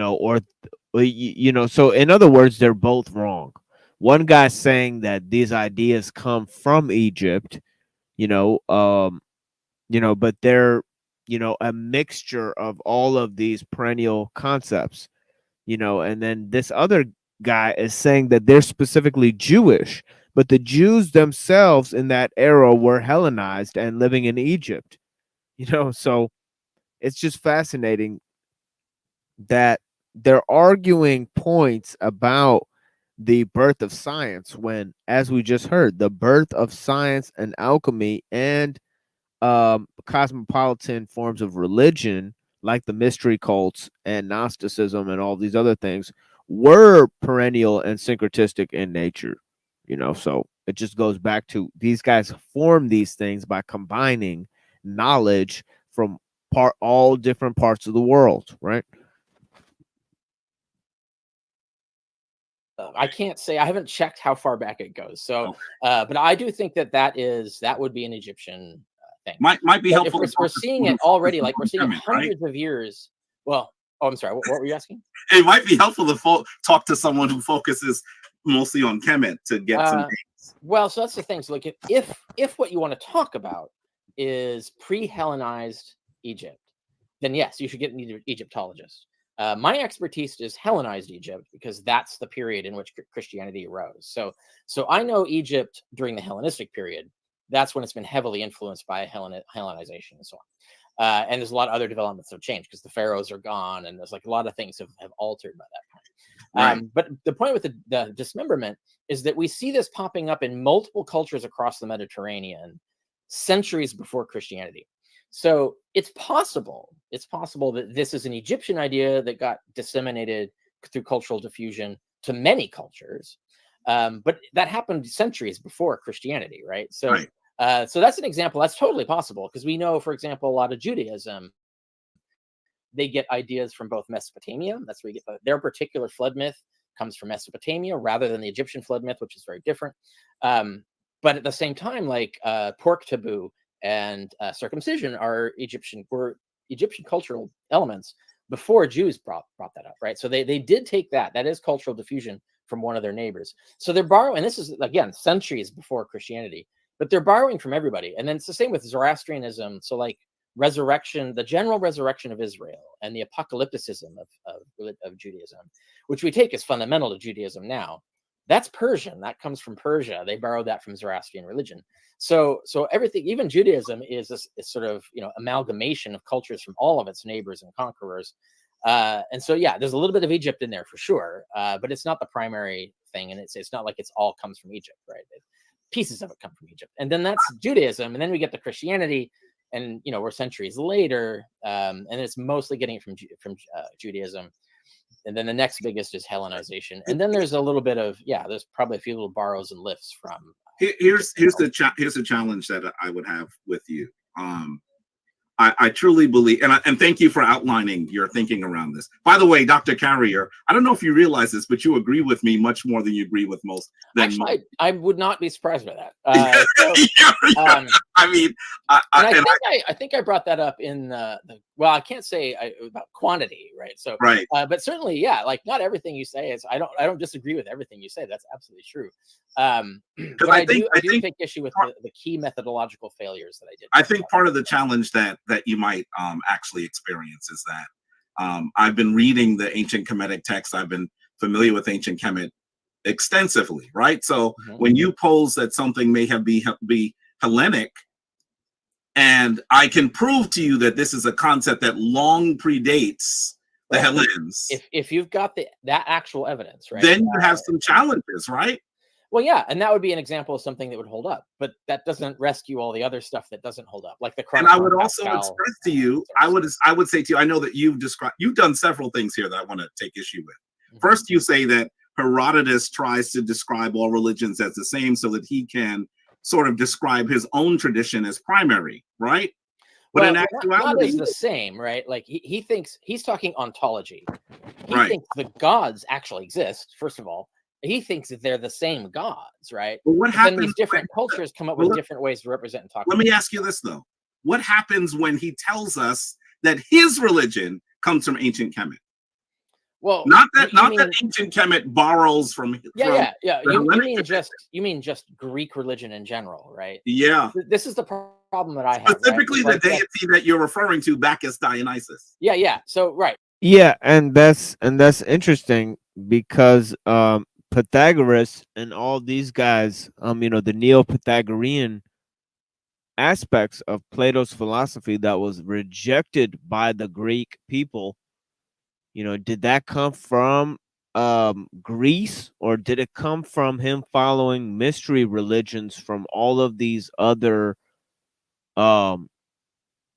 you know, from foreign religions, essentially foreign mystery cults, you know, and how did and then didn't the Jews, well, I mean, weren't they already Hellenized in the first century so as to follow these ideals?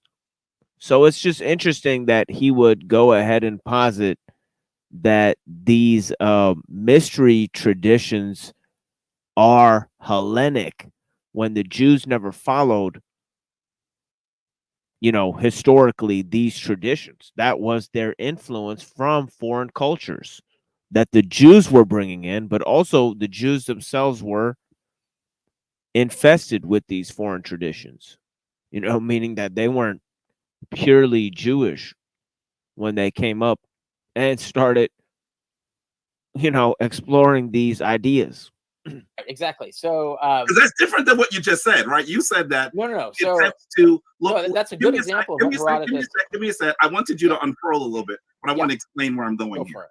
I think that what you've said is that he tries to describe all religions being the same so he can compare them to his own. That's not but accurate. In actuality, well, you can correct me, but in actuality, what I think I'm hearing, what I think I read in Herodotus and others, not just Herodotus, I wouldn't give you just one source, but what I think I see them saying is their tradition comes from Kemet.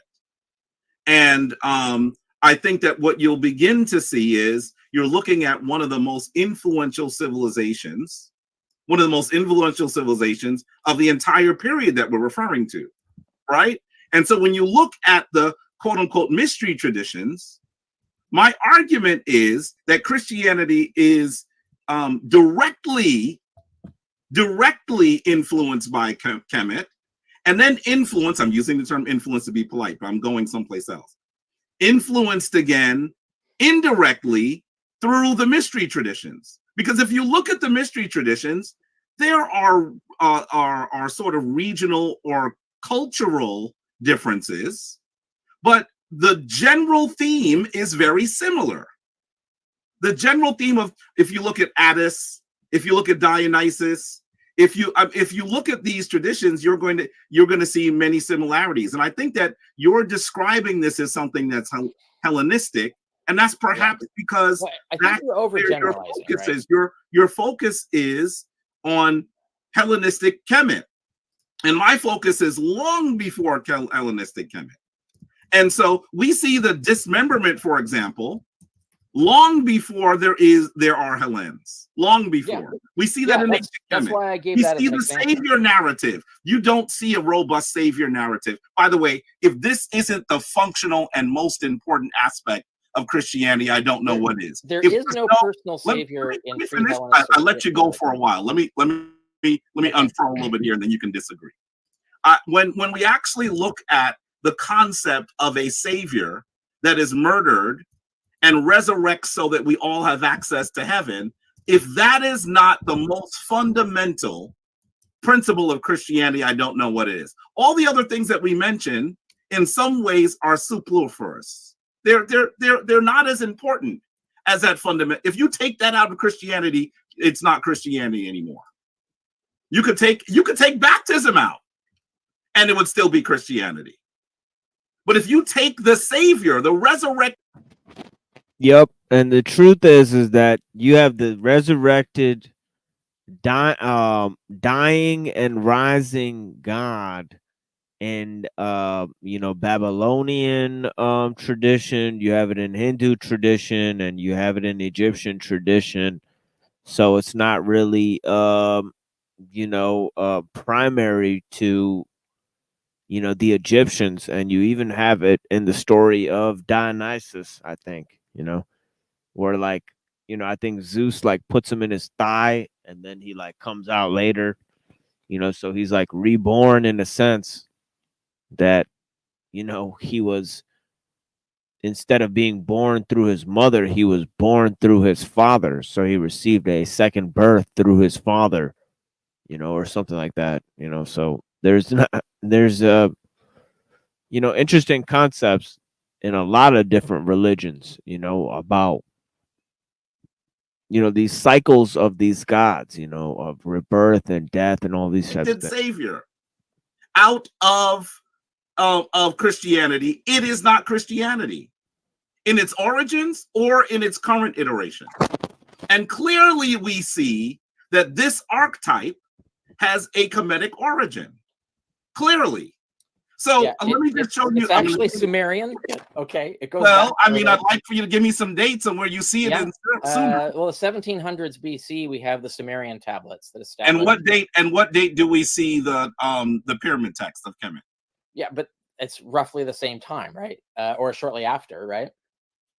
So you don't think that we see the pyramid? You think the pyramid text and the Sumerian tablets are contemporaries? The Sumerian tablets, I believe, are earlier than the relevant pyramid texts, the ones that talk about the death and resurrection of Osiris.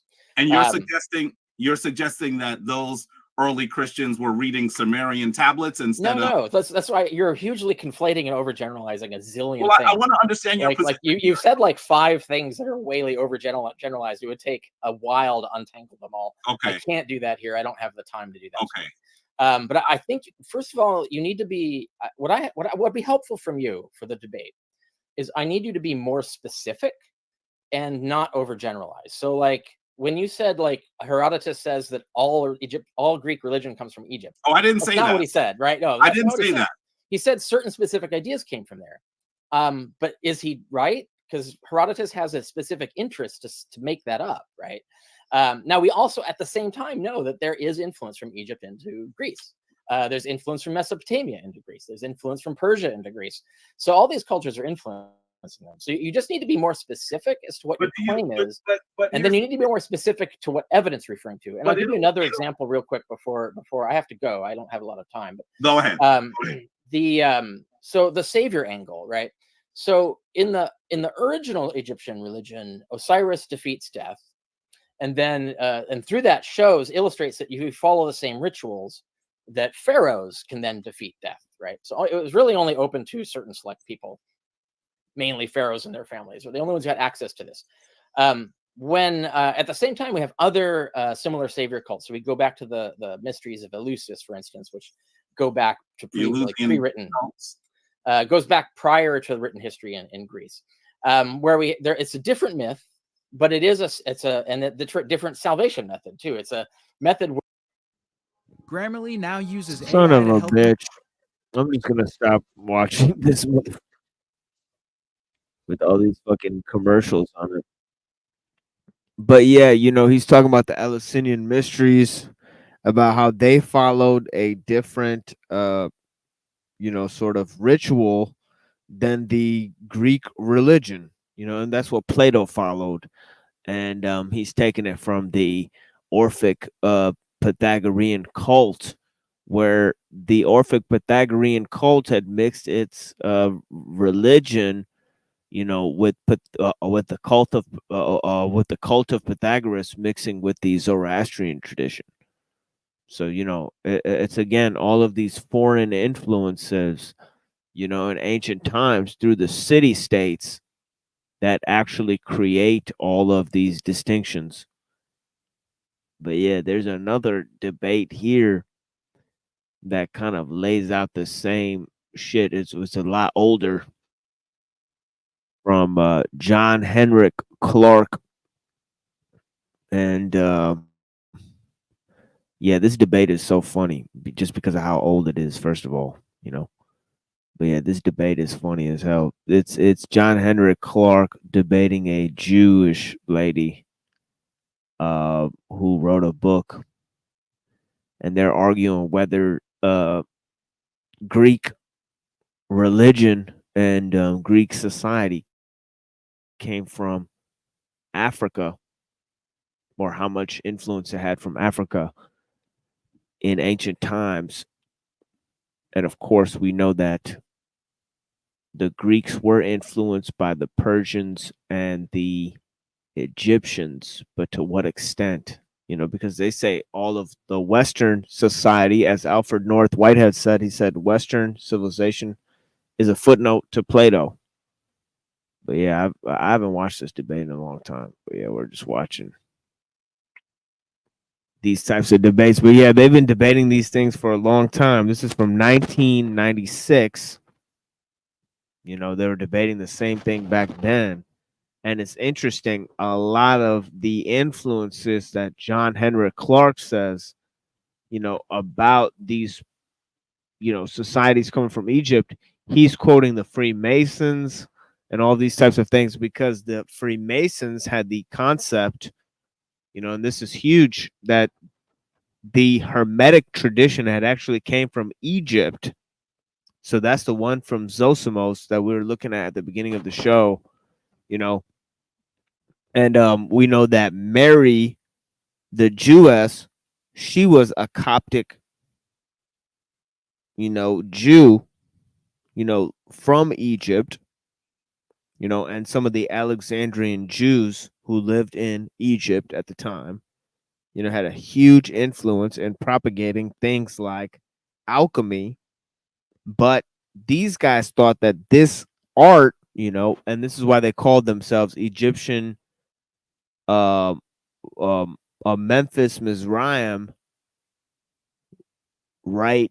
Egyptian Rite Freemasons, you know, because it was basically, they had thought that these traditions had came out of Egypt, and they were as a result older than Moses, so that they had come before the Jews were lost in Egypt, you know. Whereas Zosimos was talking about the book of Enoch in the birth of science and alchemy. So, I mean, it's fascinating stuff. You know, we're talking about the origins of knowledge.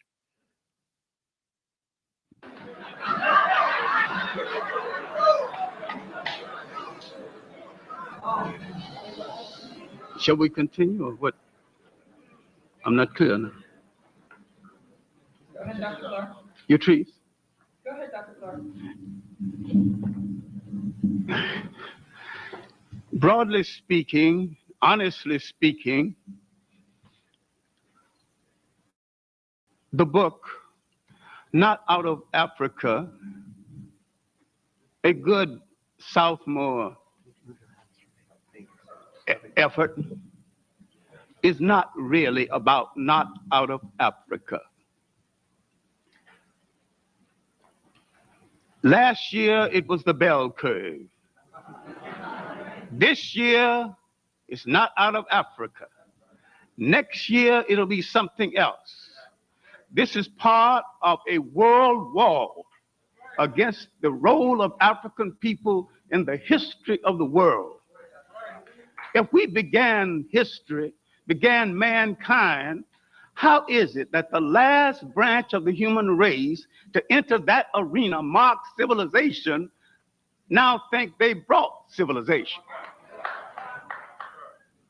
Now, it is part of a war over and above Professor Lesterwitz's book and over and above her political naivete. Her naivete is about what is happening in the Western world. There was a recent book called The Tribes. It diagrammed every people, major people on the earth, searching for a piece of turf for themselves.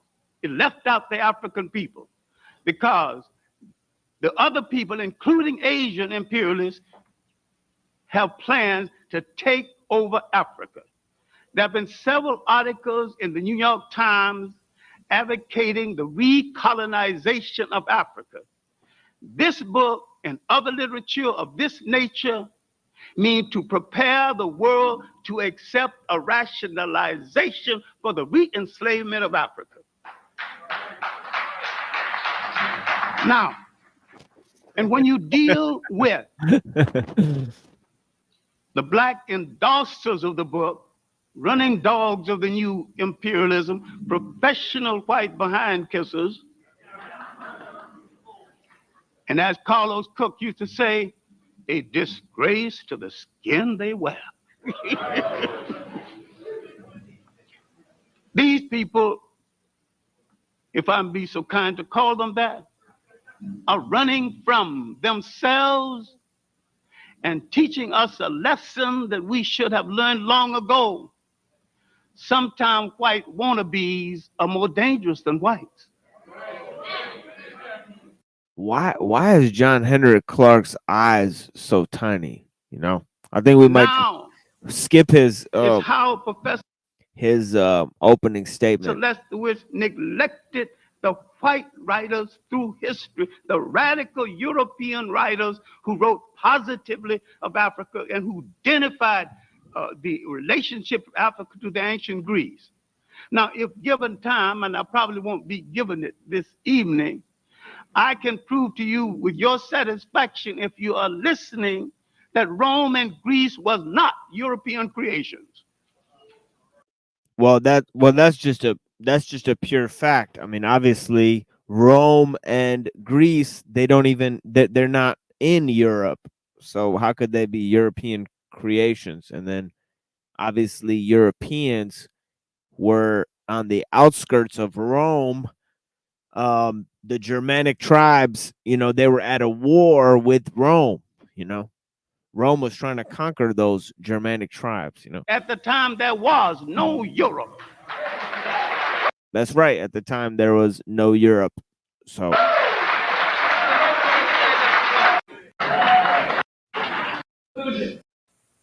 it's not an attack on Afrocentrism. If Afrocentrism means, and this is the Jewish lady's response, recognition of African achievements in the world, it doesn't seek to deprive Africans of their rightful heritage. Africans do not need Greece to have a cultural heritage. They have a rich cultural heritage. Egypt is just one part of it. They don't need Greece. I'm concerned because what is being offered in some quarters as African history is really a European myth. And thus, instead of getting real information about Africa, what people are learning is something that's really 18th century French. It's Eurocentric. It's based on Greek and Roman myths. I do not myself think that one should do that because Egypt itself is so fascinating, so rich. There is so much that you can learn and know. And that I myself, as a result of all this work that we have been doing for the last 4 years and more, have... It's just interesting how this Jewish lady, you know, can shift between her European identity and her Jewish identity. You know, she can claim that Jews sponsored the rise of Hellenistic philosophy and of Judeo and Christian and Western ideas, you know, that they did this in Africa, you know, and the Africans and the Middle Eastern people who live there, who also contributed to the spread of these ideas, you know, they're considered non-Western, you know. So it's just fascinating how they are able to create a narrative in world history, you know, about these universal concepts, you know, and merge Greek and Jewish and European ideas together, you know, mend them together into one historical movement, you know, when these ideas themselves came from all different parts of the world and they were influenced by ideas from all different parts of the world. You know what I mean? You know, and these are, of course, the Jewish intellectuals, you know. You know, so you know, I already, you know, they them. You know what I mean? Yeah, you know, but yeah. And of course, the other side of this is John Henrik Clarke. He's an Egyptologist, and he's influenced by the occult.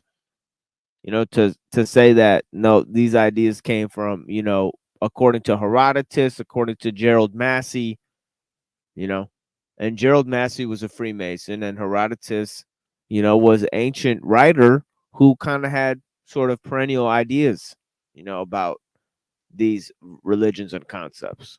So again, you know, we're getting to, you know, where the source of these concepts, you know, religion and science and these ideas, you know, what are their origins? Well, if you try to trace their origins and you get into this types of, you know, the origin points of the people, you know, you'll notice that, you know, you won't really get very far, because once you get to the origin point, you'll notice that those ideas themselves were perennial, syncretistic, cosmopolitan, and or. Come to know and understand about Egypt, I would like to now spend a great deal of the rest of the time that I have learning about that, because it is so different. It's so different from what the Greeks thought that it was. Herodotus was very impressed by Egypt. He wanted to say that everything in Greece that he could think of came or had some connection with Egypt. He didn't really understand the depth and richness of Egypt, which went in directions way beyond what he knew from his own experience in Greece. So I am concerned about that in Not Out of Africa. I've tried to explain why the notion of an Egyptian mystery system, which is basically a French invention, it's based on a novel that everyone has forgotten about, but still you can find it in some very obscure libraries, get it up in Boston even, and that book, which was by a French priest, is based on Greek and Roman sources and tries to describe a Greco-Roman Egypt, and that this myth was preserved in Freemasonry and thus came into American culture. So I'm concerned that that myth not be taught, the notion that there was an Egyptian mystery system. Instead, I'd like to see people learn, all people learn, not just black people, white people, any people learn about Africa and the civilizations therein. And Egypt is particularly appealing because it's so old, it's so impressive, its role in the Mediterranean was so vast, and so many other civilizations were touched by it. Even if only slightly, they did get touched by it, and we have to work on that. I would like to say, just in my last 2 minutes, that from my point of view and the point of view of my colleague Guy Rogers, the ancient world is multicultural, and that one cannot study any one bit of it without studying every other bit of it. And the debate tonight, and I hope the debate will go on for many, many years because so many of us will learn from it, that debate should investigate the degree and extent of those links.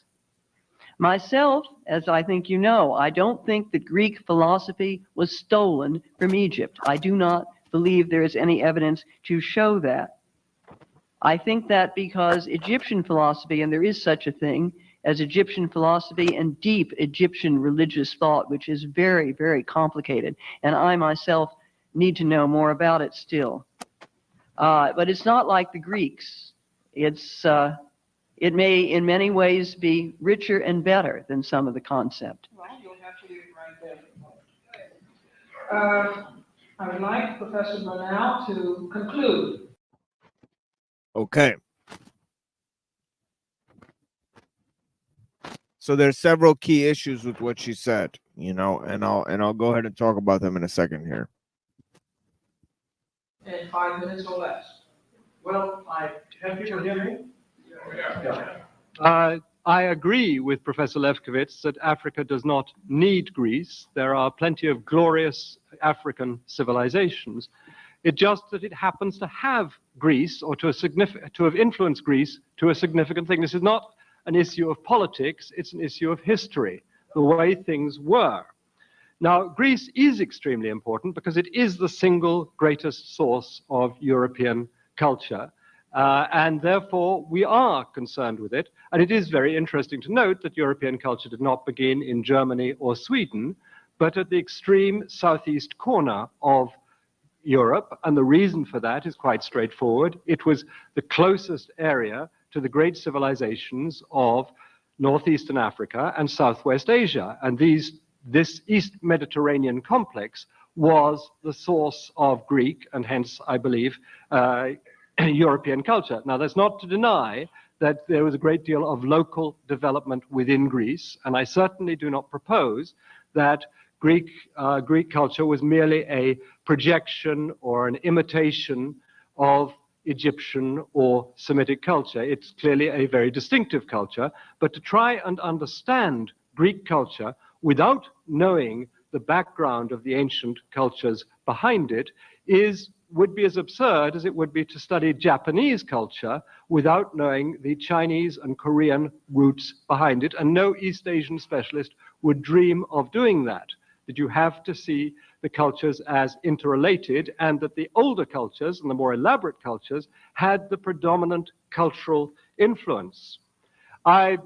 One of our basic disagreements is that Mary Lefkowitz, sitting in the 20th century, feels that she knows better than the Greek historians of the 5th and 4th, 3rd century, when they said that there were significant influences. Yes, he was very impressed. Yes, he was very Greek. But what struck him were specific similarities. And Herodotus, a rather plodding historian, he said, well, what's the reason for these similarities? I think they're too close for coincidence. I don't think the Egyptians could have borrowed them from the Greeks because they've had them so long. Therefore, okay.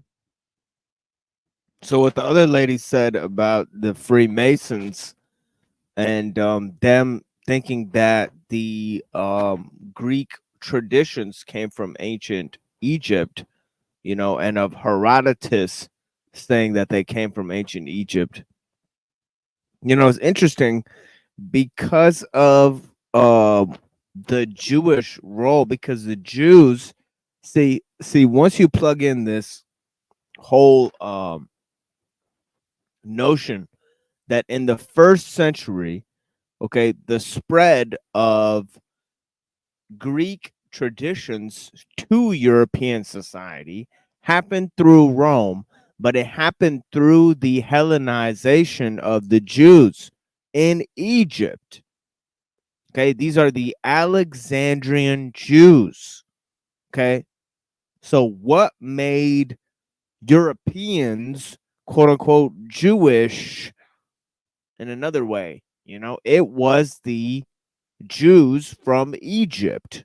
You know, so once you plug in this factor, it changes the whole game. Okay, because where did Greek and Jewish traditions spread to Europe from? You know, well, they spread through Rome from Egypt, you know, and the Hellenized Jews that were in Egypt. You know, we know this because of thinkers like Zosimos, who we mentioned at the beginning of our explorations here. Okay.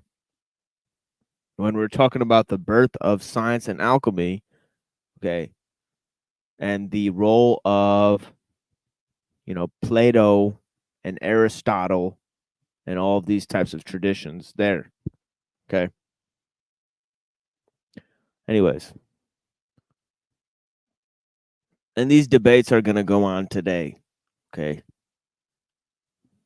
Because they're going to say that secular learning came from Plato and Aristotle as well. Okay. That's what spread through the Christian tradition, through the Hellenized Jewish population, okay, through the mystery religions that were, okay, of foreign influences on ancient Greece. Okay. So, yeah. the most likely explanation is that the Greeks took them from the Egyptians. And this is what I call the ancient model. And this model was not overthrown until the early 19th century. Now, Mary Lefkowitz mentions the 18th century novels, and at times, despite the attention she's devoted to dismissing my book, I sometimes feel she hasn't read it, because I do devote quite a few pages to the novel Setos, which she talks, and I too have read it. It had to be sent by interlibrary loan to me, and I do think it is important in the formation of Masonic thought. But what she does not bring forward is the fact that this was perfectly orthodox history as understood in the 18th century, and going back beyond the 18th century to the view that the Greeks and Romans had of the Egyptian sources of their own culture. Now, I think that the Greeks were, on the whole, a very intelligent people, and I respect their philosophy, their art, their democracy, their science, but I also respect their history, and this is a great anomaly in Mary Lefkowitz's approach, in that she says they're very good in these other respects, but they cannot be trusted with their own history. So that I want to bring that out, that one has... Now, she says that modern classics has dismissed all this, and it's true that the predominant view of modern classicists is that the debts to Egypt and Phoenicia, and I don't want to underestimate the importance of Levantine or Southwest Asian influences on Greece, that these influences were exaggerated by the Greeks, and I think that they clearly were I think they were properly developed, and to some extent the Greeks may even have played down because they were very conscious of being Greek and proud as being Greeks, and they were affected by two forces. On the one hand, they wanted to plug in to the ancient civilizations and give themselves cultural depth. On the other hand, they were very conscious of being Greeks and wanted not to be surpassed culturally by the Egyptians and Phoenicians, who are still very much around. So they had two forces working on them. Modern scholars working in an intensely racist 19th and 20th century had no double force. They had the single force wanting to make Greece pure, white, and European, and the ideological pressure that that put on the scholars led to what I see as the recent dismissal of Egyptian and Phoenician influences on ancient Greece. Thank you. Professor Rogers, please do present your conclusion in 5 minutes or less. I'd just like to say from the beginning that Professor Lefkowitz and I are here precisely because we're open to debate about these issues. 3.5 years ago, the University of North Carolina Press asked Professor Lefkowitz and me to put together a volume of responses to some of the questions which are either implicitly or explicitly raised by Professor Bernal in his work, Black Athena. And what I would like to do for just a couple of minutes here, and perhaps expand upon this a little bit later, is to set out some of those questions and to give you some sort of sense of what the preliminary answers to the questions that the contributors to our volume found. Obviously, among the important questions that people have been concerned with, number one, were the ancient Egyptians black? 2, did the ancient Egyptians or the Hyksos colonize Greece? 3, did the ancient Egyptians or the Phoenicians massively influence the early Greeks in the areas of language, religion, science, or philosophy? 4, did 18th and 19th century scholars obscure the Afro-Asiatic roots of classical civilization for reasons of racism and anti-Semitism?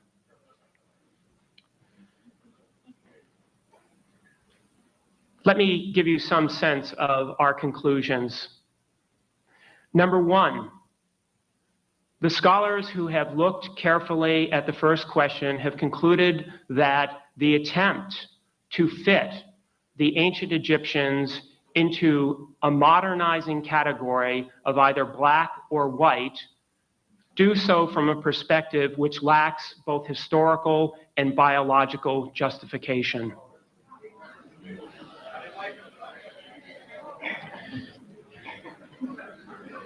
Did the ancient Egyptians or the Hyksos colonize what would later become Greek lands in the second millennium? Unambiguous archaeological evidence to that effect is lacking in the Mediterranean. Did the ancient Egyptians and the Phoenicians massively influence the Greeks in the areas that I outlined?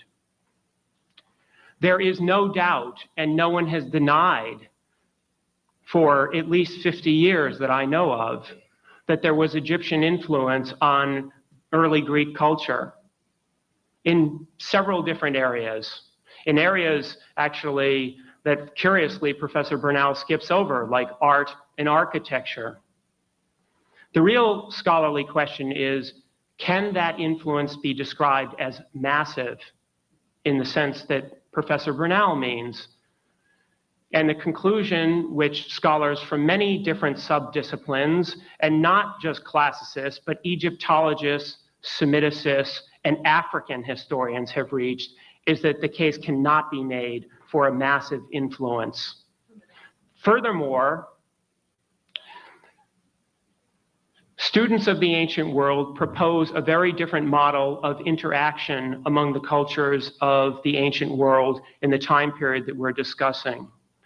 Instead of seeing a one-way street leading from Egypt to Greece, scholars now are shaping a model which includes many two-lane highways going from Egypt to Greece, going from Egypt to the Near East to West Asia, and back in the other direction as well.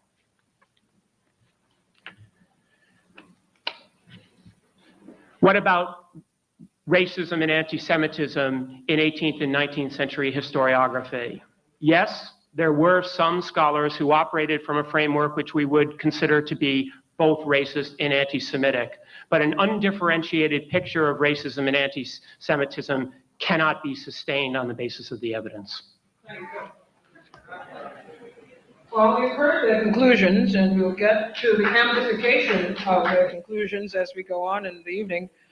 But I wanted first to ask each of the discussants tonight how they came to this particular area of study, and how scholastically have they undertaken comparative analysis in this particular area of study. How, in effect, are you preparing, or have you prepared yourself? We'll start at this end of the table and go straight down. Yes.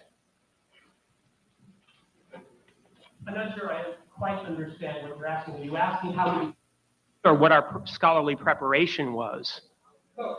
Both. Okay. Particularly, in as much as you exert influence, yes, by virtue of your scholarship in this area, I'm asking, how do you defend your scholarship in this area? How did you acquire your scholarship in this area? Okay.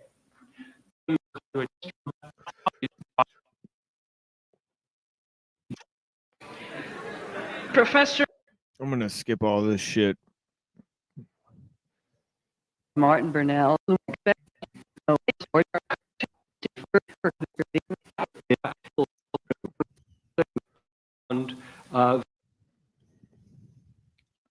one cannot follow. Skipping all this shit.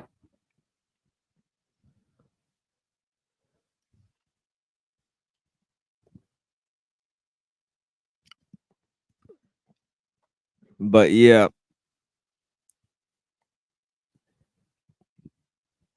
you know, this influence of Egypt on Greece, the influence of the different traditions, and obviously the role of anti-Semitism.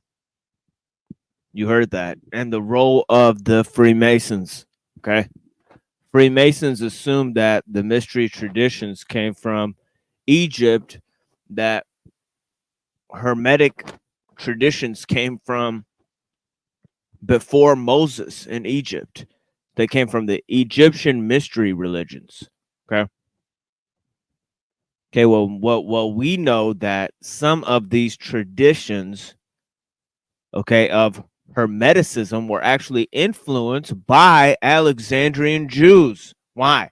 Because some of the first texts on alchemy, like those of Zosimos, expressed a influence, okay, and they were coming from the 2nd century, influenced by 2nd century Gnostic texts. Okay, that's where alchemy and Gnosticism come from, the 2nd century. Okay, and it was influenced by the Jews and the Gnostic Christians. Okay, that's where they got alchemy from. Excuse me. So it's interesting that they try to obfuscate the influence, okay, coming from Alexandria, which is in Egypt, okay, or from the Jews, the Alexandrian Jews from the 1st and 2nd century.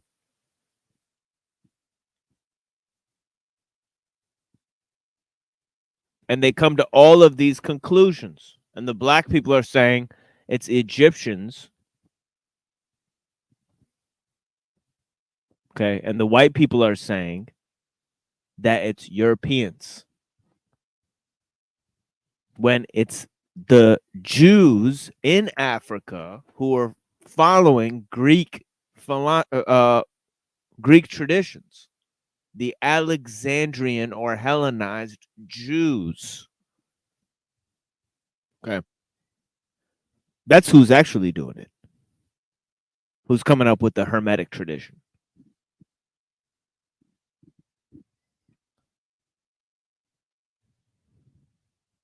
Interesting.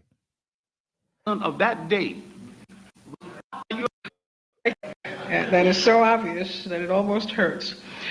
Okay, now let's get into the fray. We will have the scholars asking questions of each other. And I'd like to start with Professor Lefkowitz asking a question of Professor Bernal.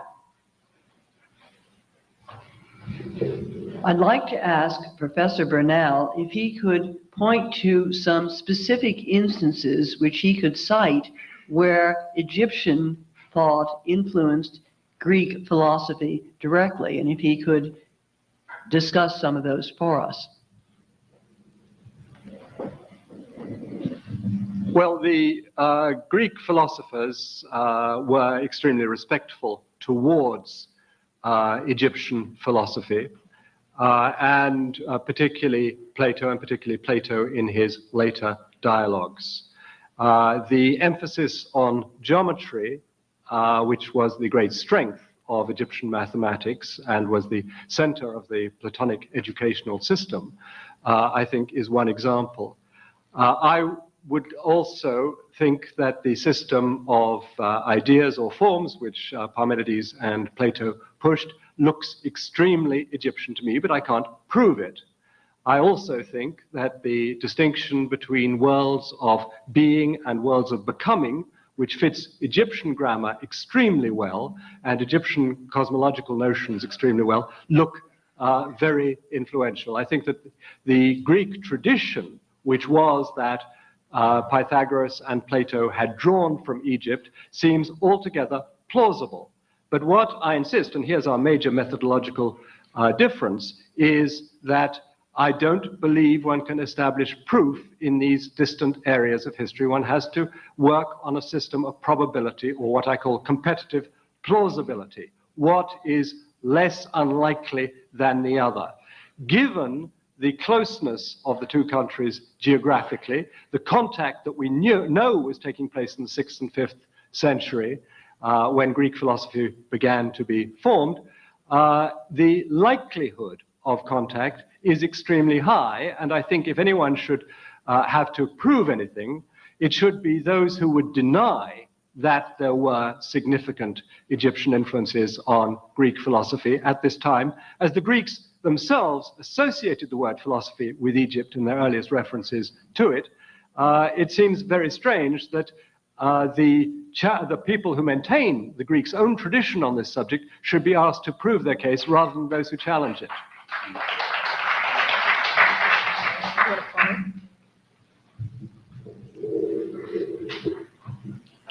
Well, I think those are some interesting ideas, and I would like to think very hard about them, but I think we must also think about the things that are very different and very, very confusing in the tradition, such as some of the things that are said about that Pythagoras learned in Egypt. He couldn't have learned there because they aren't Egyptian, particularly. There are some mistakes that are made in the Greek understanding of Egypt.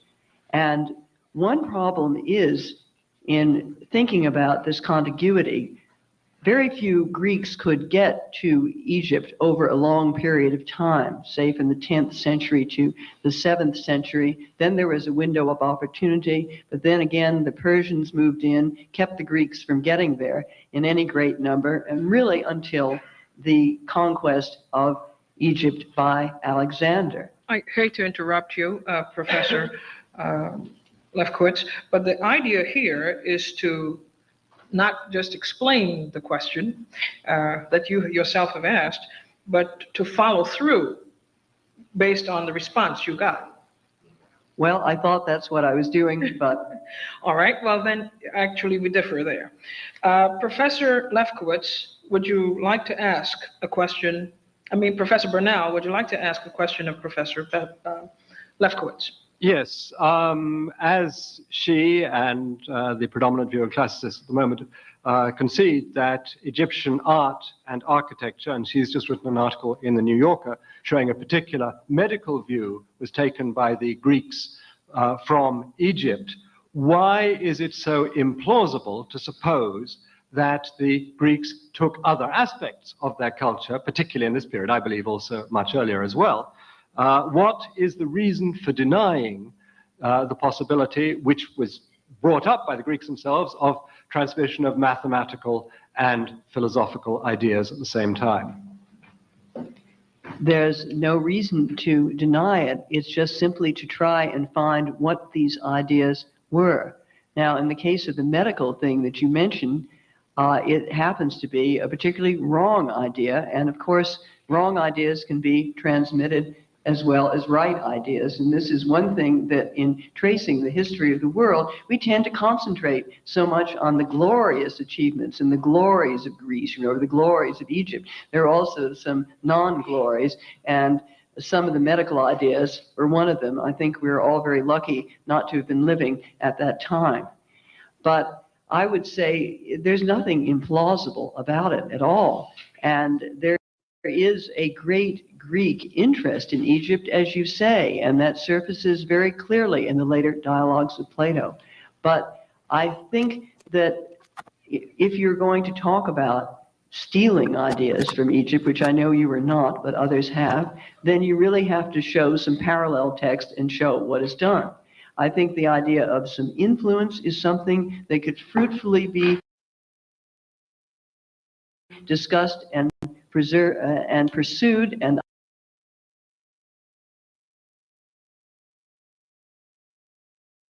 I would like to continue to do that and to continue to encourage others to work on that. You want to follow up on your question?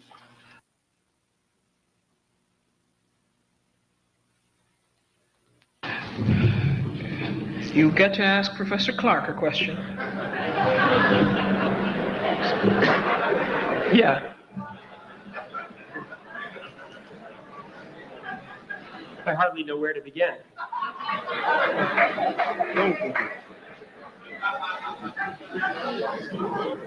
One thing I'm curious about, I had a quick look actually at the introduction to the second edition of Bradley's The Iceman Inheritance, a very interesting book with a lot of interesting hypotheses about the origins of cultures and civilizations. Professor Clark wrote an introduction to the second edition to it, in which he stated that the first show of European literary intelligence surfaced around 1250 BCE with the publication of two books of folklore, the Odyssey and the Iliad. And that struck me as somewhat curious because, in fact, as far as most scholars seem to be able to tell, the Iliad and the Odyssey were composed actually orally and didn't reach a literary form, if you mean by that a written form, until probably the 6th century BCE in Athens. There are obviously texts from Mycenae and Crete and elsewhere with real Greek in a literary form from before 1250, in fact, going back probably to 1600 or so. But this has significant implications for the idea which some scholars have put forth that Egyptian language was deeply influential on the first form of Greek that we have, that is the Linear B tablets. So I'm awaiting the question. That is my question. Professor Clark has stated that this is the first form of literary intelligence that surfaced around 1250, and in fact, it did not. And I'm curious how he is maintaining that. All right. It is the first book, and it's a book of folklore, and we really don't know whether Homer wrote it or whether Homer was man or woman. It's the first book to become known, basic to the West, in a form that we could study and conjecture about, and it emerged at the time Europe was beginning to show some intellectual maturity. Okay, so I mean that's false, isn't it? Because how he himself is going to claim in the Iceman Inheritance book, you know, that the Europeans were not the same as the Greeks. So then how is he then claiming that this is the first form of European intelligence is the Iliad or the Odyssey that's written by the Greeks, you know, because he's not even saying that the Greeks were the same as the Europeans. So, you know, so I mean, I just think it's all mixed up. And then to think that the Egyptians that they needed to get geometry, you know, from the Greeks, you know, it's obvious that the people who built the pyramids had a pretty good fucking grasp on geometry, okay? Okay, you got to be kidding me. Okay, they knew how to do geometry, all right, at least, all right. So they understood mathematics and shit, the construction of the fucking buildings and shit. You had to do math to build that shit. So it's obvious, you know. So, you know, it's obvious that they didn't need to go to to Greece to learn the Pythagorean theorem, the a squared versus and b squared and shit to build that shit. Okay, but the thing is that, you know, so it's obvious that geometry and mathematics and science older than all of those than Greek, you know. But where did all of that shit come from in the beginning? You know. Were the Greeks Europeans? You know, now I think Professor Henrik Clark is making the mistake again. But it was the Hellenized Jews, the Alexandrian Jews, that spread the alchemy, you know, and science into the European mainframe through the alchemical text, Gnosticism, and all these types of ideas, you know, that came from Greco-Roman ideas that they borrowed and they mixed with their monotheistic religion, you know, as in the form of Zosimos. So, yeah. And if you deal with this, you have to deal with what Professor Lestwitz accused me of, not paying attention to historical chronology. And if she read any of my texts, any of my numerous guides and curriculars and lecture notes, you know that I'm a specialist on chronology. I know that one comes first and two comes second. But what I was trying to get across is that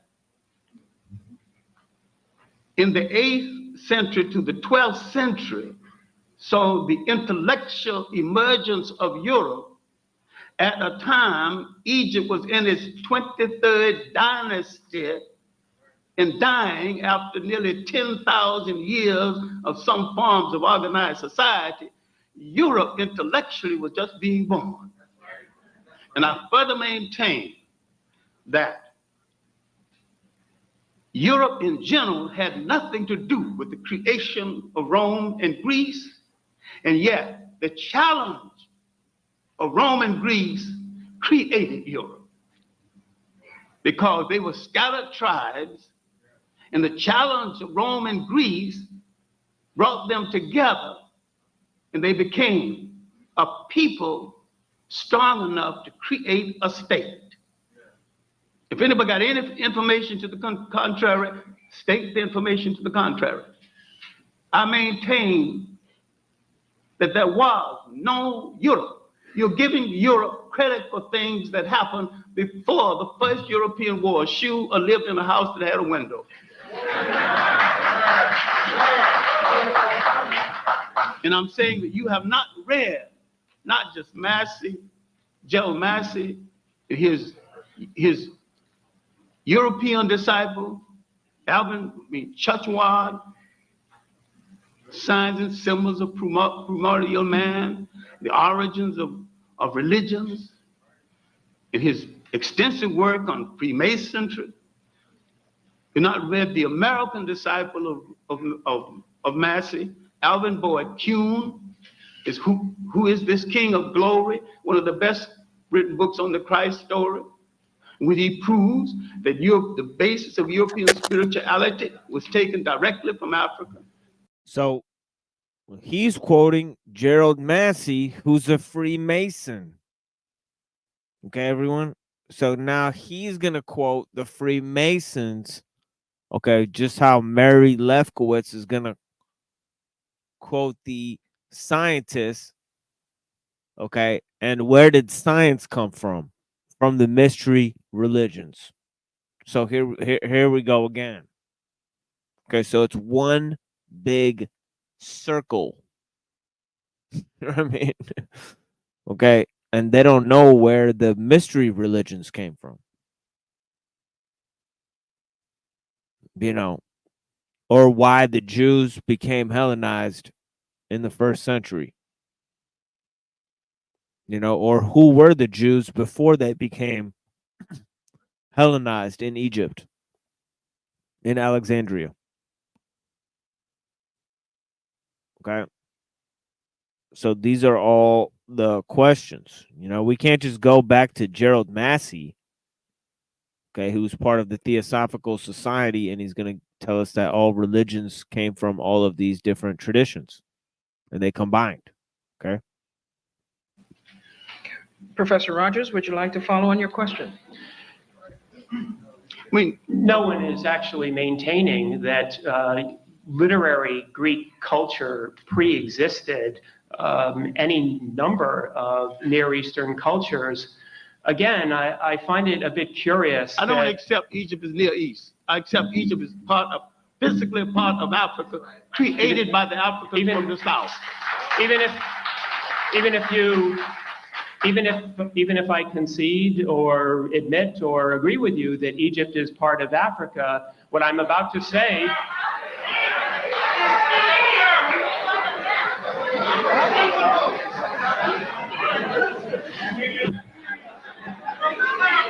There will be order. Thank you. There will be order. Thank you very much. Do I detect some disagreement? Yeah. My point was going to be that the most recent scholarship about the genesis of those two oral epics, the Iliad and the Odyssey, points, in fact, in another direction to influence, and that is, in fact, the Hittite Empire, whose documents we can read very easily, and there may well be independent confirmation of the historicity of some form of a Trojan War in those documents. And so what I'm really asking is, why is it that we're just really looking in one direction when we're talking about the origins of Greek civilization? Professor Clark? When Alexander entered Egypt, he wrote home to his mother and said that he at last reached the land where the Greek gods began, Apollo and Zeus. And he wanted to consult one of the great African teachers of oracles. And the oracle asked, how old is this man? He said, 32. They said, in 20 years, maybe he'll be wise enough to ask me a question that I care to answer.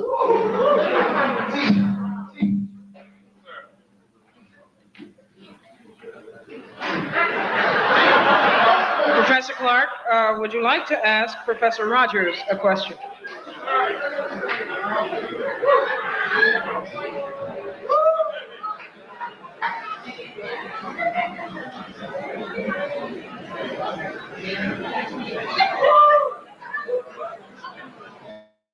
All right, we are waiting. Professor Clark? Yes. It is your turn to So the guy asked him a question. He just shit on him for no reason. ask Professor Rogers a question. My main concern is that they seem to have equated the civilizations of the Tigris and the Euphrates with the civilization of the Nile. What proof do you have that the civilization of the Tigris and the Euphrates predated the civilization of the Nile? I don't think that I said that, and I don't think that anyone maintains that. I think the Hittite Empire obviously comes at a much later period.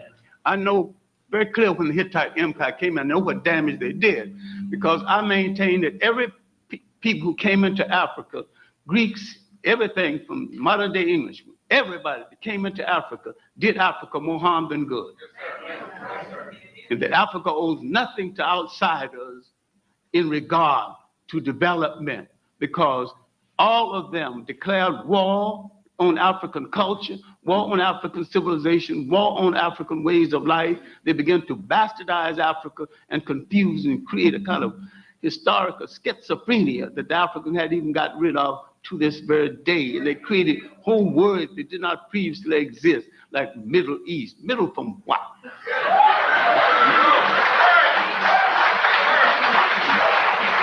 In round two, we will continue. Professor Clark, you will ask the first question in round two of Professor Mary Lefkowitz. Well, Professor Lefkowitz, at your own admission, you encountered J.A. Rogers 4 or 5 years ago. J.A. Rogers didn't say he was a historian. He was a searcher trying to find the role of the African personality in world history. He worked over 50 years of his life, gave his service, died broke. What gives you the audacity to think that you can dismiss Rogers out of hand? And what gave you the maturity to think that you can judge a writer like Sheikh Anta Diop, the finest historical writer we have produced in the 20th century? Sir, let's deal with that.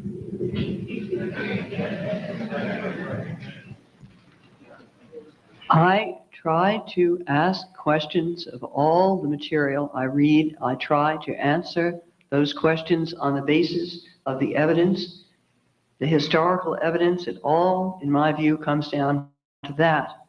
And I do not wish to criticize any individual at all. I am dealing only with written work. The people who write that, I do not always know, and I have no individual or personal criticism of them. This is the way scholars, I'm sure, as you know, proceed, and that is simply what I did. In my book, I will leave it to everyone who reads the book to judge what I did.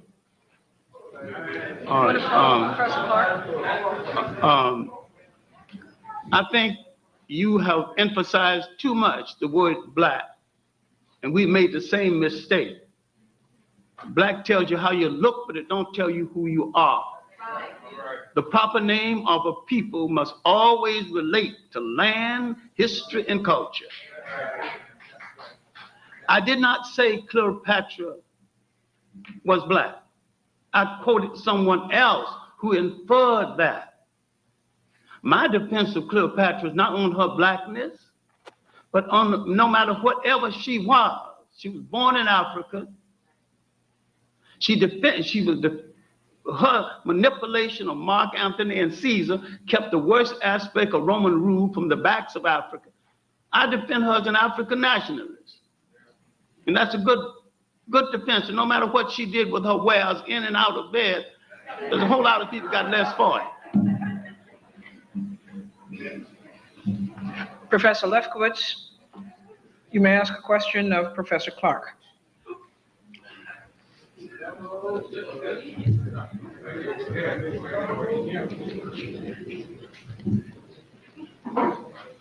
Professor Clark, do you think that we should always judge history in terms of race? Look, there was no such thing as race in the psyche of the world until the Europeans put it into the psyche of the world.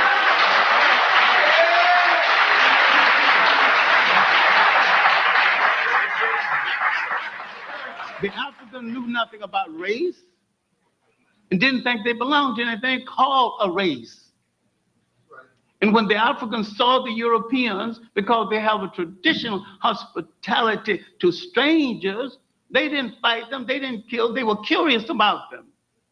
And with the African explorers, especially Mungo Park, went into Africa, nobody hurt him, nobody shot at him, nobody shot any arrows at him. The Europeans went in peacefully, but the Africans heard that Mungo Park was a pork eater. Most people don't know it, but Africans were not great pork eaters, and they're not great pork eaters today. Pork was a meat you ate in certain ceremonies, certain times a year. But we were not great pork eaters before we came to the United States or forced to the United States. But in the United States, we had to eat the part of the pig that white folks threw away. So we made delicacies out of it and survived. I had this argument with Malcolm X. I said, if it wasn't for the black woman making delicacies out of pig feet, pig heels, guts, chitlins, you and I would be here arguing the point. Folks are superior. Intelligent people don't even a human being can't fall into that category. And nobody had the extensive problem the Europeans had with women, because in the period of feudalism in Europe that lasted over 1,000 years, the white woman in Europe was a vassal. But the African woman has never been a vassal in that sense. If we check out the culture. Bernal to ask of Dr. Rogers a question. I agree. I haven't read Black Athena Revisited. I haven't yet received my copy. But I do know who the contributors are, and I have read the reviews they wrote, and these reviews, I'm told, are very similar to the ones that originally appeared. So the title Revisited is slightly misleading, because these were immediate responses in the heat of polemic. Now, I have no doubt that the conclusions he summarized are the conclusions found in the book, but I'm not sure whether they're the result of an impartial selection, because having read most of the reviews, not all the reviews of my work, I find a pretty systematic selection for Black Athena Revisited from the hostile ones. And other. So, I mean, it's a fascinating, interesting, just from the very evaluation of what's going on the stage.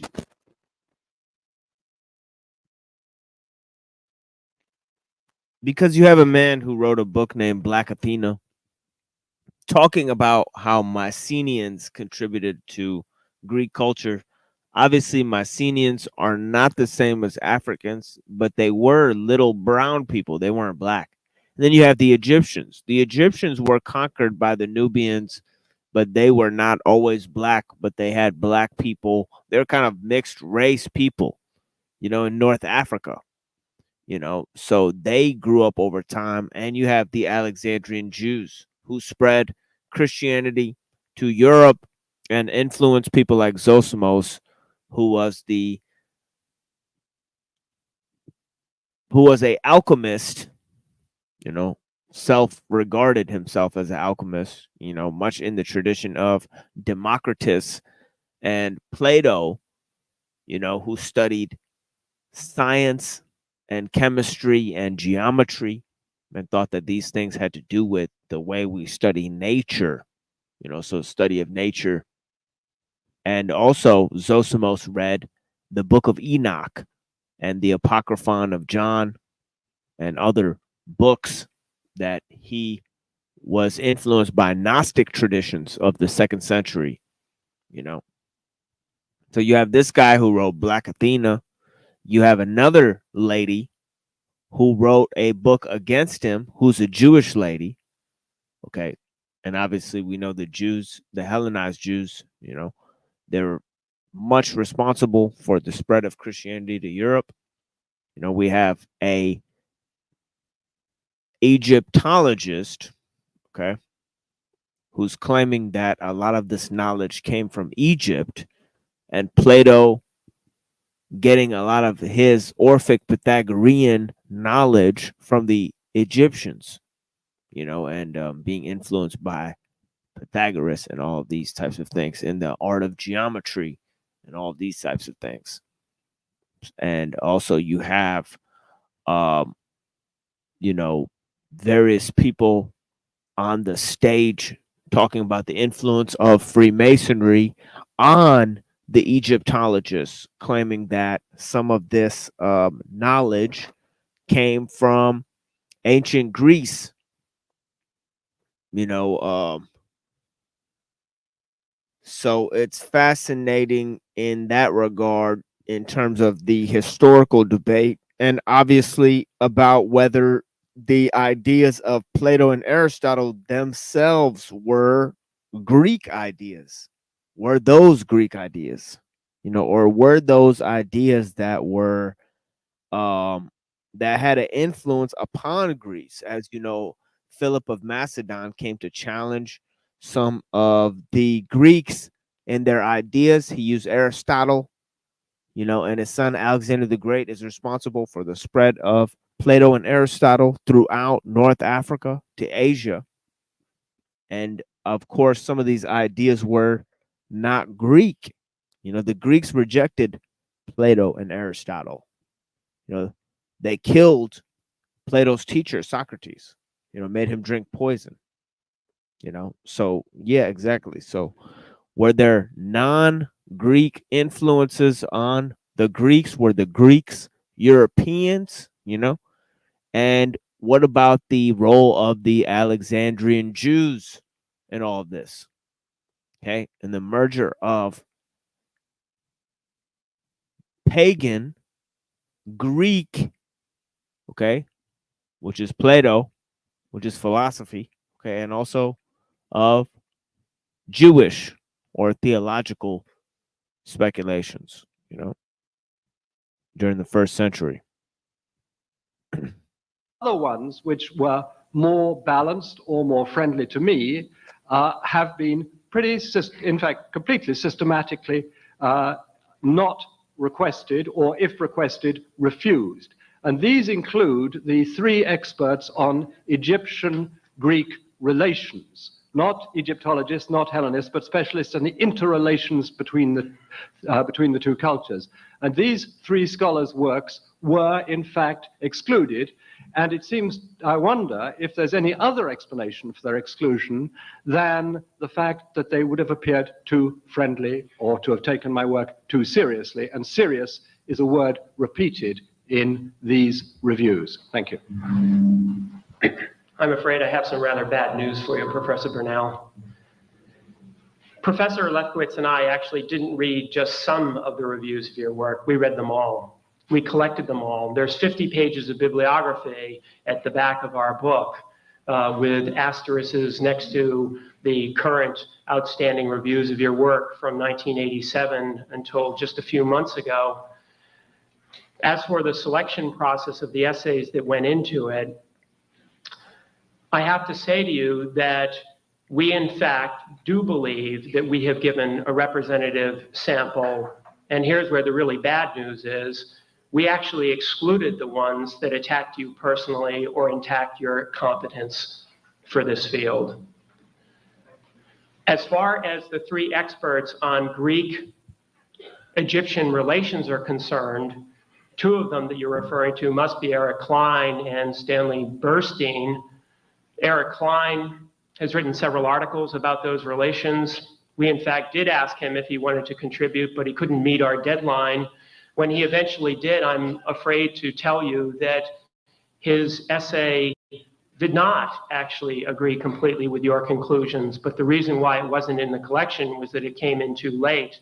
As far as Professor Burstein is concerned, I'm afraid that his essay was much more critical than you seem to believe.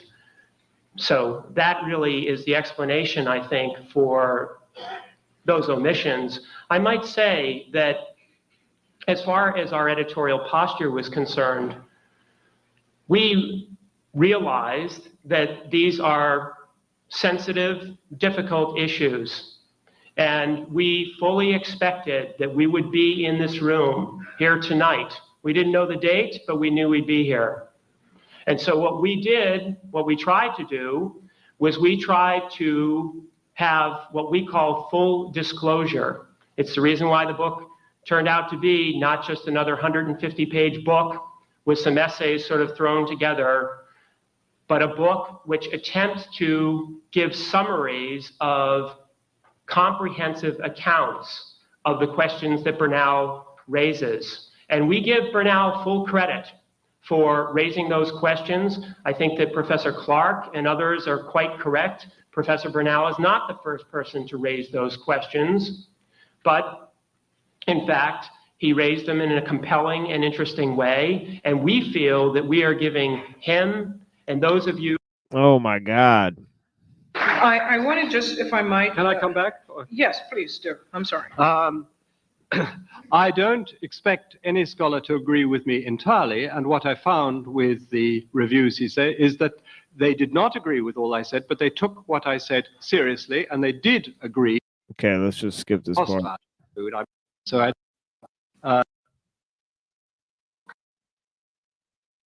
at Cornell. Look carefully, and I'm sorry that you haven't had an opportunity to work through the book carefully yet. I think this about that on and own personal backgrounds, and so I'm a little bit puzzled by that kind of response. I have no objection to people attacking me personally. What I would like to see is a all-round collection, and I think that as I live by the many.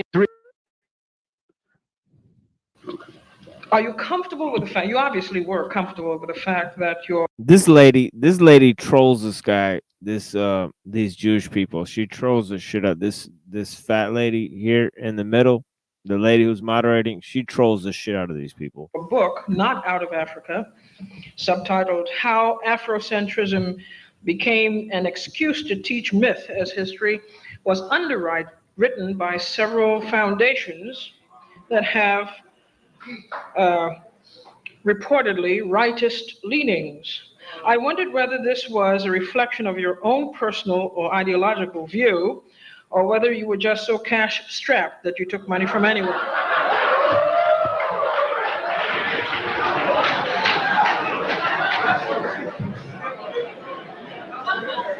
No one tells me what to think, and no one tells me what to say except me, and the main financing of this book was out of my own pocket. But surely you can appreciate the color of accepting funds from foundations that do not enjoy wide acclaim and receptivity.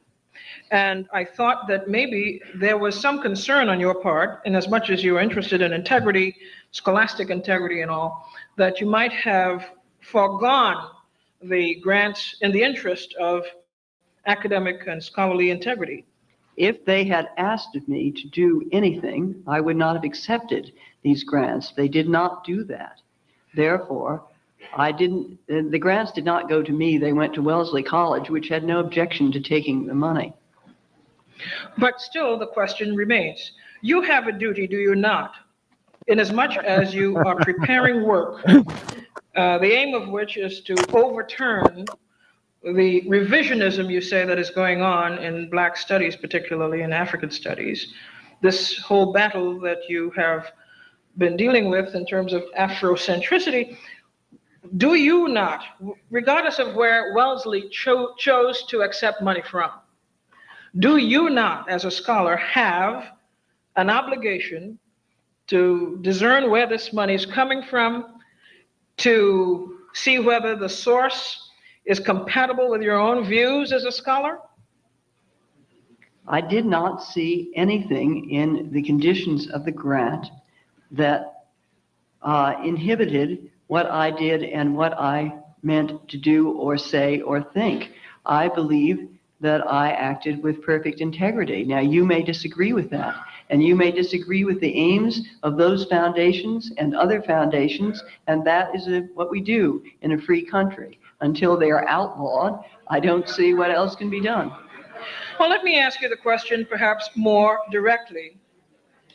Had there been, say, a foundation to wipe out scholarship of any sort, if such a foundation were to have given money to Wellesley College, would you have found it equally acceptable to take money from such a foundation to further your work? I don't know what foundation you're talking about. This seems to be a It was a hypothetical question. It's totally hypothetical. I don't know what you're trying to force me to say or to compel me into what understand. corner you're tending to put me. If you want to, go ahead and attack me. I'm not That's forcing fine. you to say anything, Professor Lefkowitz. I'm just trying to elicit a cogent response from you. Well, you be the judge of my response. All right. Okay, in this last round, before we get to questions, and we will get to questions, but let me warn you, you ought to have questions that are questions, not lectures, and that are straight to the point. In this round, it will be a free-for-all in which all of the discussions are... Now, there's an Asian guy who asked an interesting question. Let me go find this fucking Asian guy, because this guy actually asked an interesting question. Let me get up on this fucking shit.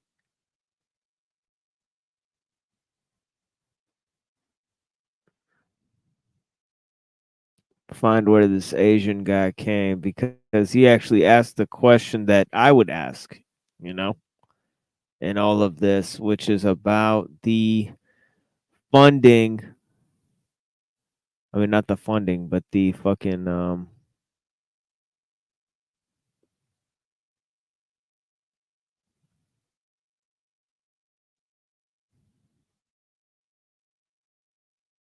where these concepts come from in terms of where do the Plato and Aristotle come from. Let's hear it. I want to also stay away from the Muslim question because everybody's dishonest when they discuss that.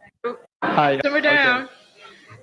Well, first, I just like to say a quick comment on the politics behind this book. Already at City College, they're talking about closing down the ethnic studies programs and instituting it with an interdisciplinary program, which they laud will be so much better. Anyway, I do believe that your book is a part of this whole scheme, which I believe will be carried throughout this country. But anyway, that aside, I'd like to get onto my questions. I did flip through your book, and meaning flipping through, because I just found it very for lack of words, I would have to go back to Mr. Clark's, Dr. Clark's sophomoric book, because it left many holes, and you contradicted yourself with the very same contradictions that you were blaming all these other authors for having done. So the question comes to, was Socrates black? And I felt that you were like beating a dead horse on its head. This is rather than ask that question, I would like to ask you, from this quote, it says, I got it out of a book today, Socrates was prosecuted on a charge of impiety, quote, for not worshiping the gods whom the city worships, for introducing religious innovations, and for corrupting the young men. Now, this was, I believe, in the trial of Socrates. And the question being, if so, this is indigenous Greek philosophy coming out from philosophy, and he was eventually put to death by talking about his philosophy and influencing the young minds of Greece, Athens, then I'm not sure if it was Athens or Sparta, I forget. But then my question to you is, what then is so Greek about Socrates? So that's my question to Mary Lefkowitz. That's excellent. Well, that's to, okay, sorry, to Mary Lefkowitz. I'm not sure I understand your question. I'm certainly glad that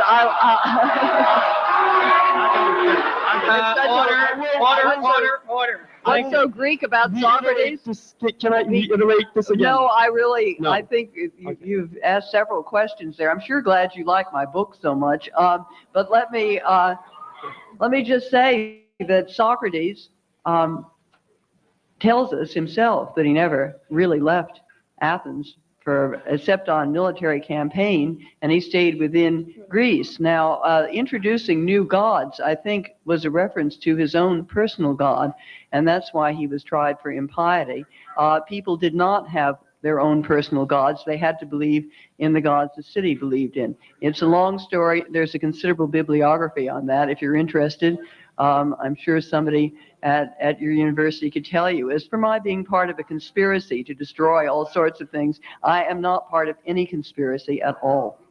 Dr. Clark? Dr. Clark, is going to respond? I think we many times ask the right question the wrong way. The racism that we know today started in the 15th and the 16th century as a rationale for slavery. Whatever harm the Romans and the Greeks did, they had no racism compared to the racism of today. Otherwise, why would there be 3 African emperors of Rome? You know that. And why would there be 3 African popes in the early Roman church? And why would Septimus Severus become the governor of England? The country's going to become England. I'm saying that if you charge the Greeks with the same kind of color prejudice we have today, you're charging them wrong. They've got enough crimes that they're guilty of without that. They had a respect for talent wherever they found it, even among the people they conquered. And the people they conquered had upward mobility to the extent they fitted into the Greek or the Roman political intentions of that day. Now, I have gone to England and had the privilege of going in the basement of the British Museum.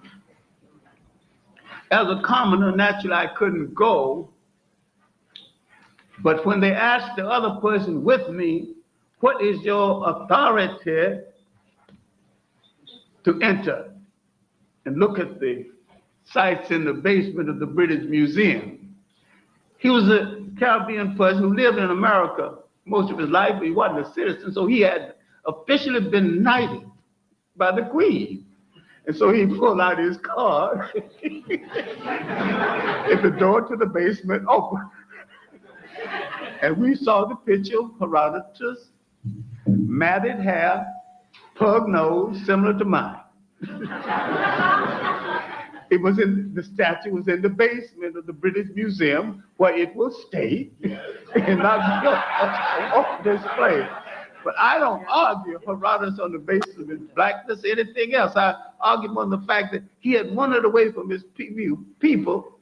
He had learned a concept and a way of living, a way of morality, different from that of his people.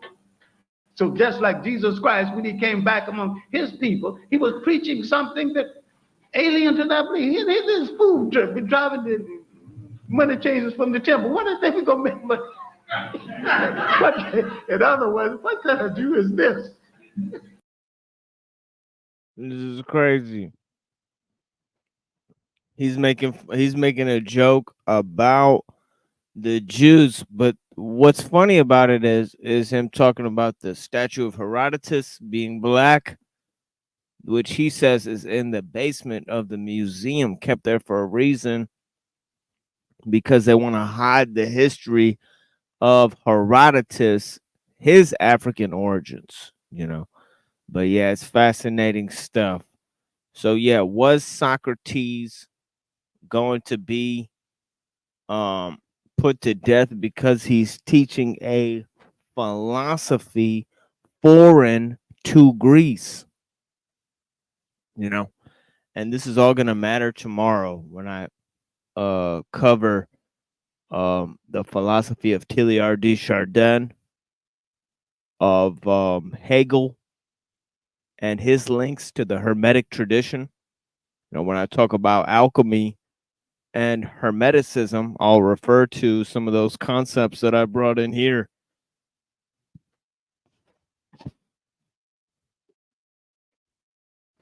But last but not least, we could talk about, those ideas of Theodore Herzl, which I'm going to refer to tomorrow, and how he talks about a secular humanist philosophy, and in his espousing of Jewish nationalism. And of course, he's from Switzerland, a Jew from Switzerland, that's following a sort of a, classical liberal philosophy, because the Jews of Europe are just like in the time of Zosimos, following a syncretistic thought, just like they were Hellenized in ancient times. Today they're following a secular humanist program of the modern culture because they're from the cities. So, we can go to some of the writings of Plato and Socrates and see that Plato took in ideas from all sorts of cultures. And I'm going to go to one of the writings here of Plato. If I can find the Phaedrus, where he's talking about an Egyptian god here, in the Phaedrus. And he's talking about words, the power of words. In the Phaedrus here, it says Phaedrus, Plato, 380 BCE. Okay. And this is Socrates talking here. It says Socrates. He says, I heard that at Naucratis in Egypt was one of the ancient gods of that country, the one whose sacred bird is called Ibis. And the name of the god himself was Tot. Tot. T-H-O-T-H. You may be familiar with Tot. That's the Egyptian god of knowledge. Okay. Similar to how in the book of Enoch, the angels brought metallurgy. The gods brought knowledge in terms of the Egyptians, and it says here, it says that he it was who invented numbers and arithmetic and geometry and astronomy, also checkers and dice, and important of all, letters. He invented the art of letters. Now the king of Egypt at the time was the holy Tamus, who lived in the great city of the upper region, which the Greeks called Egyptian Thebes. To him came Tot, okay, Thoth, the Egyptian god. Okay, came to this king of the Greeks, okay, to show his inventions of the arts and techniques, saying that they ought to be imparted to other Egyptians. But Tamus asked what use was in each, and Tot enumerated their uses, expressed praise and blame according to as he approved or disapproved.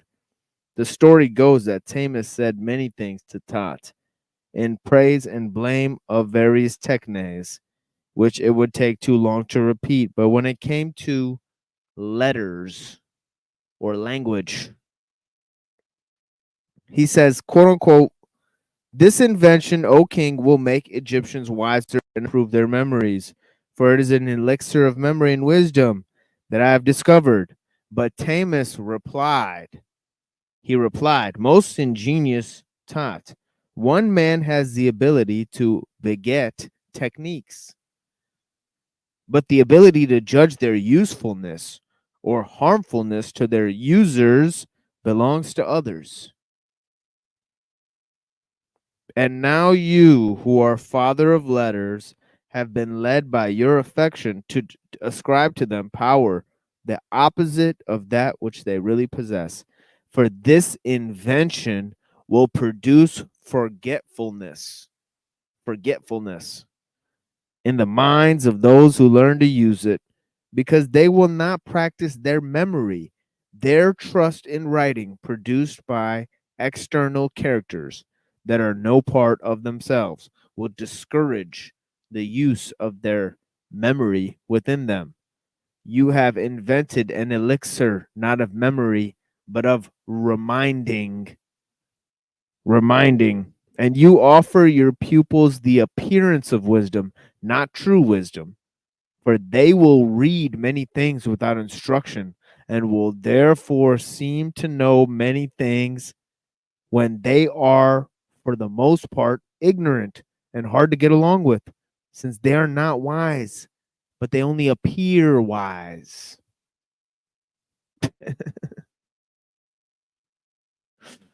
Okay. He's saying that writing, it doesn't help you remember things. It helps you forget things. Okay. Once you write things down, you don't have to remember them. Okay. In other words, okay. Letters. Writing is a harm. No wonder they put Socrates to death. He's talking about how technology, as simple as writing, is a bad thing. You think the Athenians took that very kindly? They probably said, man, this guy's got some dangerous ideas. We should probably kill him. Kill him now. Okay. Phaedrus says, Socrates, you easily make up stories of Egypt or any country you please.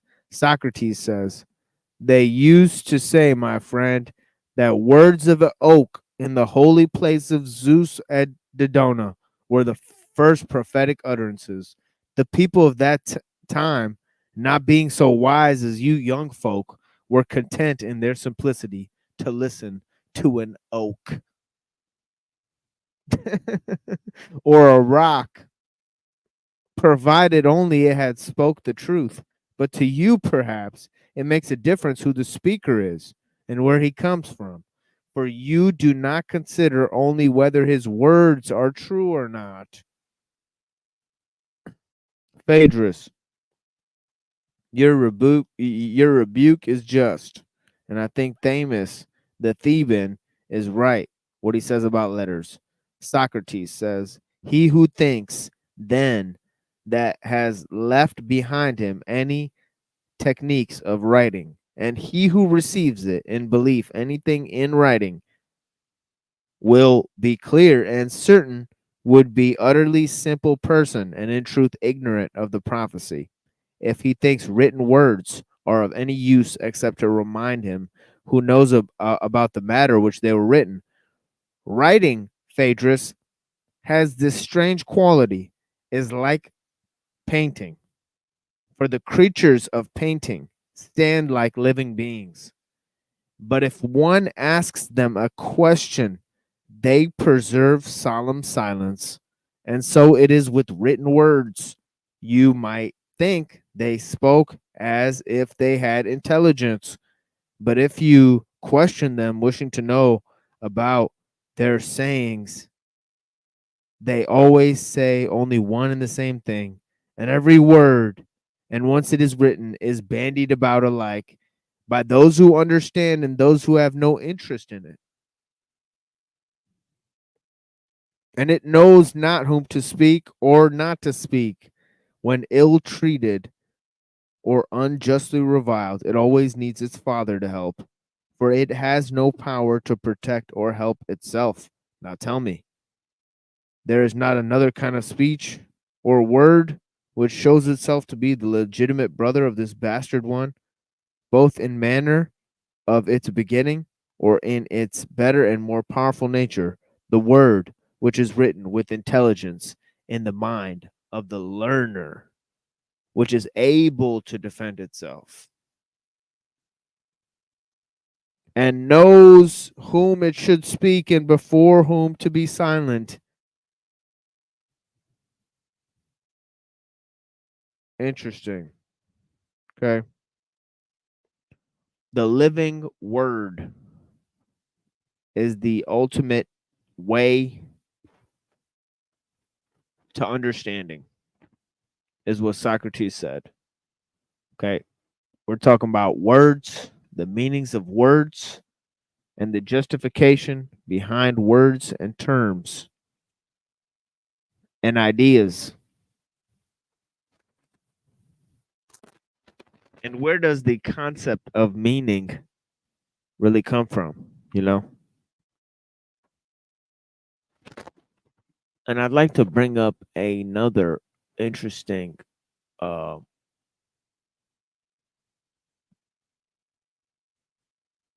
thinker on this level, which actually we might get to next time because it's already getting to 3 hours and 30 minutes here. And I will have to wrap this up so that I can go to my prayer here, congregational prayer in the morning. Yeah, because it is Friday today. So I'll have to run to the prayer in a little bit here. But I guess I'll give a recap of what I presented, here, Well, I was talking about the origins of science, kind of in the same way I was talking about the origins of math.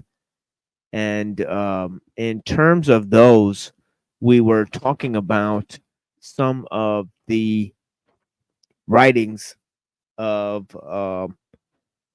Zosimos, the alchemist in the 4th century, who incorporated the idea from the Book of Enoch that the sciences or arts, also known as techne, okay, techne in the ancient times, techniques, of metallurgy and chemistry, that were used for alchemy, in the study of nature, that these actually came from a demonic origin of fallen angels from the Book of Enoch, but that this also had a heavenly origin, that these arts were actually our connection to a heavenly source as well. So they had this dual nature, that I talked about in the beginning of this presentation here, And one of the things about Zosimos was his incorporation of several elements of the Hellenized Jews into his synthesis. So we have there a pagan synthesis that also brings in Jewish monotheism because he was a Gnostic Christian. Okay, so we have the syncretistic element within the origins of science, but we also have a strong influence of the Greek traditions. Okay, then we talked about some of the origins of the Greek traditions themselves. Okay, what were the Greeks influenced by? And in terms of Greek civilization, and was based on much older civilizations like Egypt and Persia that were around at the time. Okay, it was being influenced by taking in the knowledge from all sorts of these civilizations, but also, we have the ideas of Plato, which are in one sense taking in Orphic Pythagorean ideas, in one sense taking in ideas from Homer, but also taking in all sorts of other ideas, from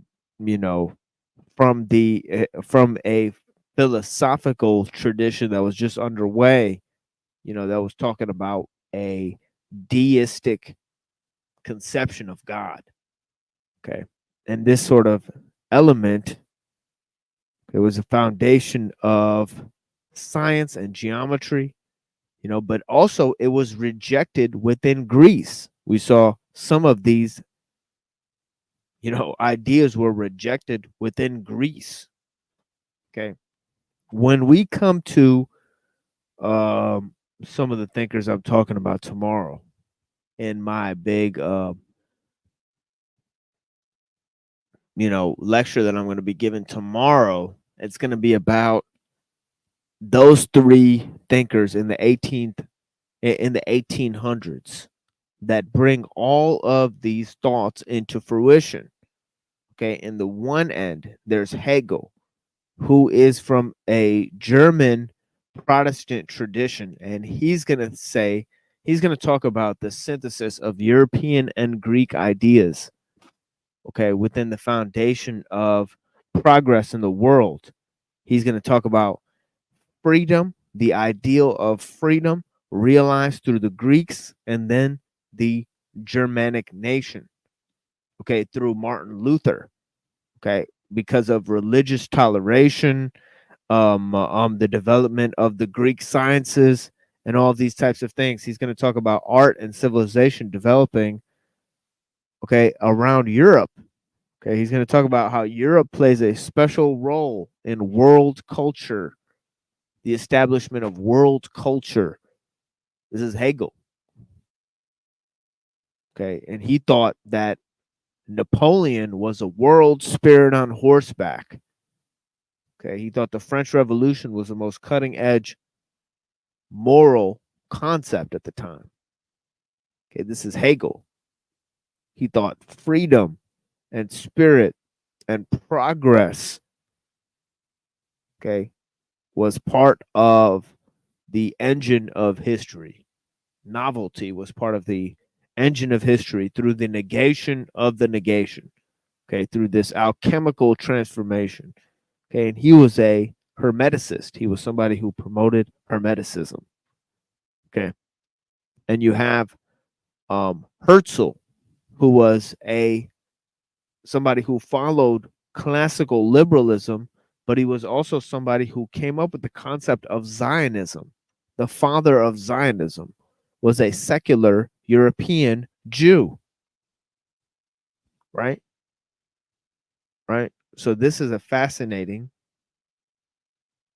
concept on its own. Okay, and then you have the idea of evolution and Christian metaphysics being linked through Teilhard de Chardin. Okay, who, as we heard Southern Israelite state on our show the other last Saturday, that this was actually the man who tutored Julian Huxley. As a founder of UNESCO. And UNESCO founded all sorts of organizations like Planned Parenthood. Julian Huxley and Aldous Huxley, these guys founded concepts like transhumanism and psychedelics. They even coined these words. You know, they came up with the concepts themselves. You know, that you can gain enlightenment through psychedelics, that you could have all of these types of experiences, transcendence, okay, enlightenment, transmutation, transhumanism, rebirth, alchemical rebirth. You know, these are all concepts that are interrelated, and they were there at the foundation of science itself, as we saw. You know, the idea of alchemical rebirth. You know, and this is all leading up to a presentation tomorrow that I'm going to give on Teilhard de Chardin and Hegel and Herzl. You know, the foundations of liberalism. And also in the 18th century, the occult revival, dealing with Zionism. You know, we have so many figures in the 18th century. You know, you have Marx, you have Darwin, you have Nietzsche, you have Hegel. You know, you have all of these ideas coming up in the 18th century, you know, in the occult revival, you know, in the 19th century, you know, in the 1800s, you know, and you wonder why in the 1900s you have already global government, global technology, global warfare, global everything, and universal ideas, universalism, liberalism, you know, secular humanism. These ideas reach worldwide in the 19th century. Zionism, nationalism. Okay, these ideas are all birthed in the 18th century because of the concept of secular humanism in the 16th century, in the 17th century. Okay, the American Revolution, the French Revolution. Okay, the Protestant Reformation that started in Germany and spread all across Europe. But yeah, you have the idea of, you know, as I stated earlier on an earlier show, that they wanted to go back to the Hermetic tradition and the Greek tradition. You know, in the 16th century, they wanted to bypass their Christian heritage and go back to what they felt influenced the Christian traditions, which was the mystery religions and the perennial philosophy, you know, that came to Athens through Plato and Aristotle. Okay. So they were trying to, you know,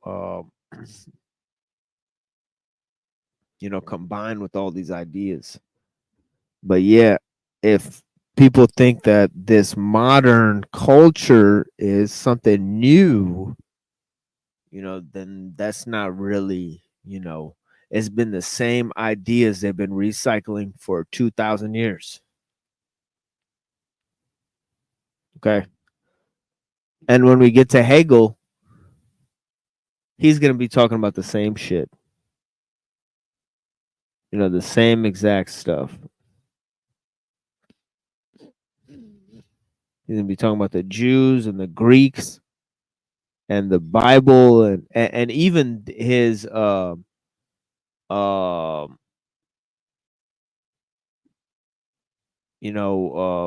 synthesis, you know, the Hegelian synthesis, you know, of you know, affirmation, negation, and then the negation of the negation. You know, it's Trinitarian in its framework, and it has sort of Trinitarian origins. That's why there's 3 movements there. Okay, and the movements occur through time. So even he's going off of a further Protestant type of a ideal. But yeah, thank you guys so much for hanging out here. And you know what I actually did probably forget to do is I forgot to drop the link. Or I mean I did drop the link, so I think Dominic came up, but I forgot to pin the link. So I'm sorry if the link kind of disappeared in the chat there, but nonetheless, we had a productive encounter here, and I do thank Dominic for hanging out. Thank you so much, Dominic. Bless you, brother.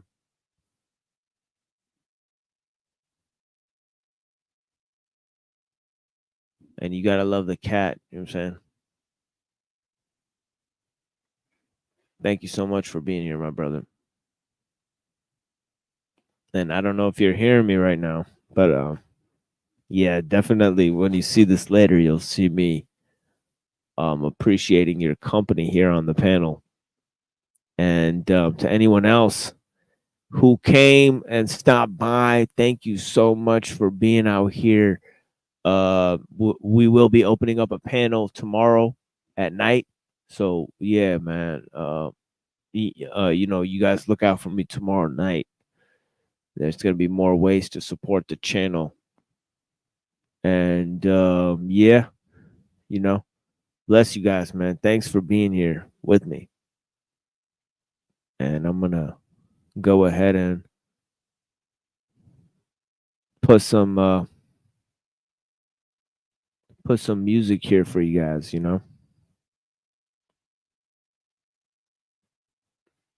thank you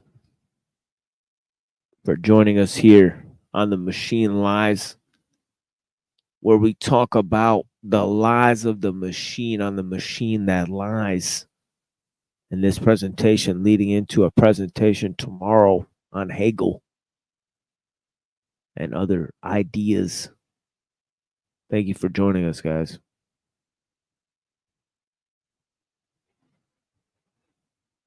I'm trying to find a good song for you guys.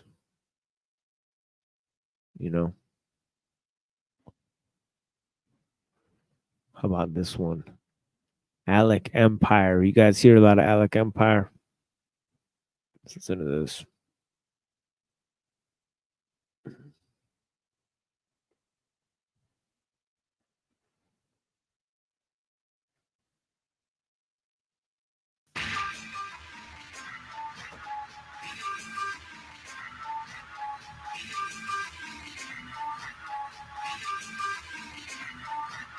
You wanna see the real inside of me?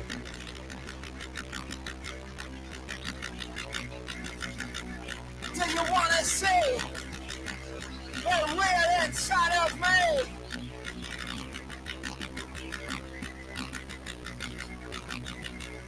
Do you wanna see the real inside of me?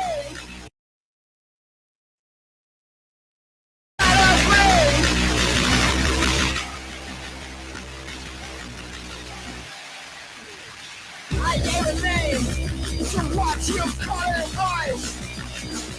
Or should I rather give up and not now? And something else caught your attention. Just in case that you couldn't get better enough.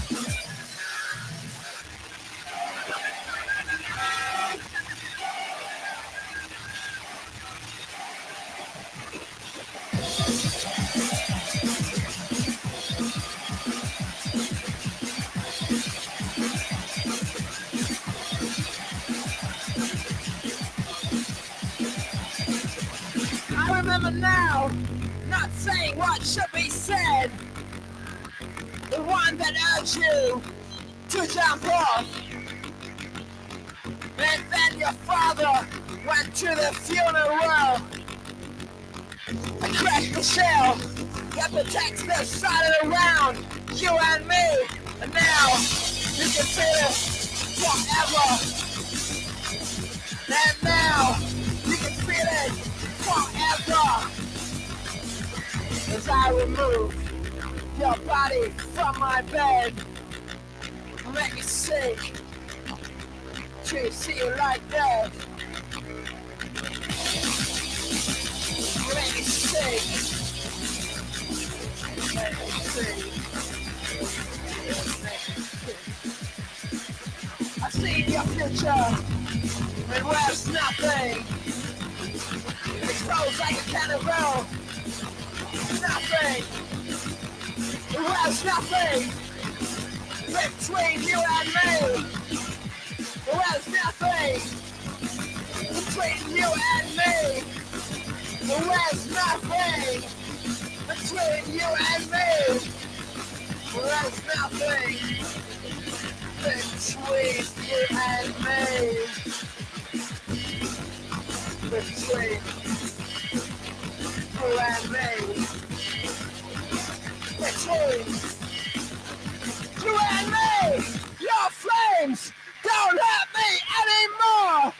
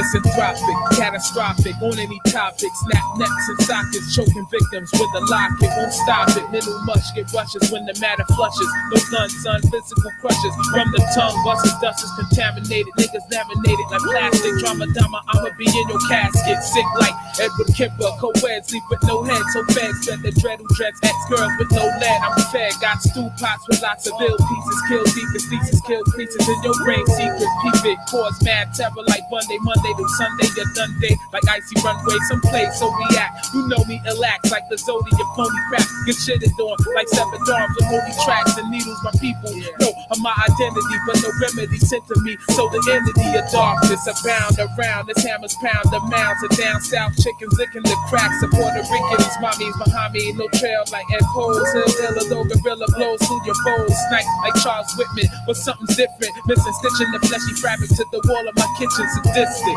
Yo, Don, where we going? Yo, we going out to the cribbo. We just gonna chill. Yo, you want some clothes? Nah, baby, I don't do that. Alright, so check this, do this. Split the world and drink of its nectar. Don't get next to the home wrecker in the Mecca. Apparel like Mike Farrell. I dabble with slash the cattle, saddle honeys like bunnies. The back of your whole Adam's apple. Arbor Ramirez, the night stalker, the hype talker, the light walker. Just like Walker, talk to loved ones into the depths of sadness. This madness is endless. My rap gets stupendous. Your ass gets offended when the distended skulls fuming, stewing like Daniel Rickowitz. Plates with bits of humans doing damage to the city. Whole world feels no pity, so give me under one the gun like Howard Unruh or Patrick Sherrill, leaving them seas in peril. The gathered barrels until your back is sterile. Clear as crystal, why your death will miss you, no issue. Gristle burn down to a fizzle. Very well like Mary Bell and Mountain Brown. Even Brian Howe was out and asked your local DT about it. Doubt it, just for a second you regret the lack of respect. Smashing your neck like Richard Speck. Sadistic. Yo, why don't you try this black vinyl suit I got for you? What is it gonna do to me? It's gonna make you feel good. Is it gonna make me feel real bad? Albert Fish in your vicinity. My limits be infinity. No kidding me. Only my enemies see the sympathy. White hen decapitator. Michael Breath assassinator. Terminate with extreme predators. Burn a snake up. Faker, you don't know the real darkness when you see it. So be it. MCs hit the floor in the wall like beat shit. I smash, crash, and dash from the screen. Machine of warm plasma. You pray for the capture. You found the day after. No description of the murderer. Hurting you faster than gray matter in my platter. Matter than Al Pacino and Serpico. Vertigo. Lyrics of murder foes like inertia, bro. So face like John Wayne Gacy. You can't erase me or erase the Don's name, baby. For 7 years, I brought tears like Edward Kemper. Since my temper entered the realm of the placenta, ill into the femur. Slice actors like Emma, leave you hurting like Peter Curtin. All dismembered. Don't forget, remember all the havoc. Tragic automatic blow like John Gilbert Graham. Package sadistic. Yeah, you like that? Yeah, Poppy. Yeah, go ahead. Yeah, Poppy. Oh, yeah. It's so good, baby. Yeah. Yeah, baby. I see, Poppy. I see you. Can I grab your neck like that, right? Oh.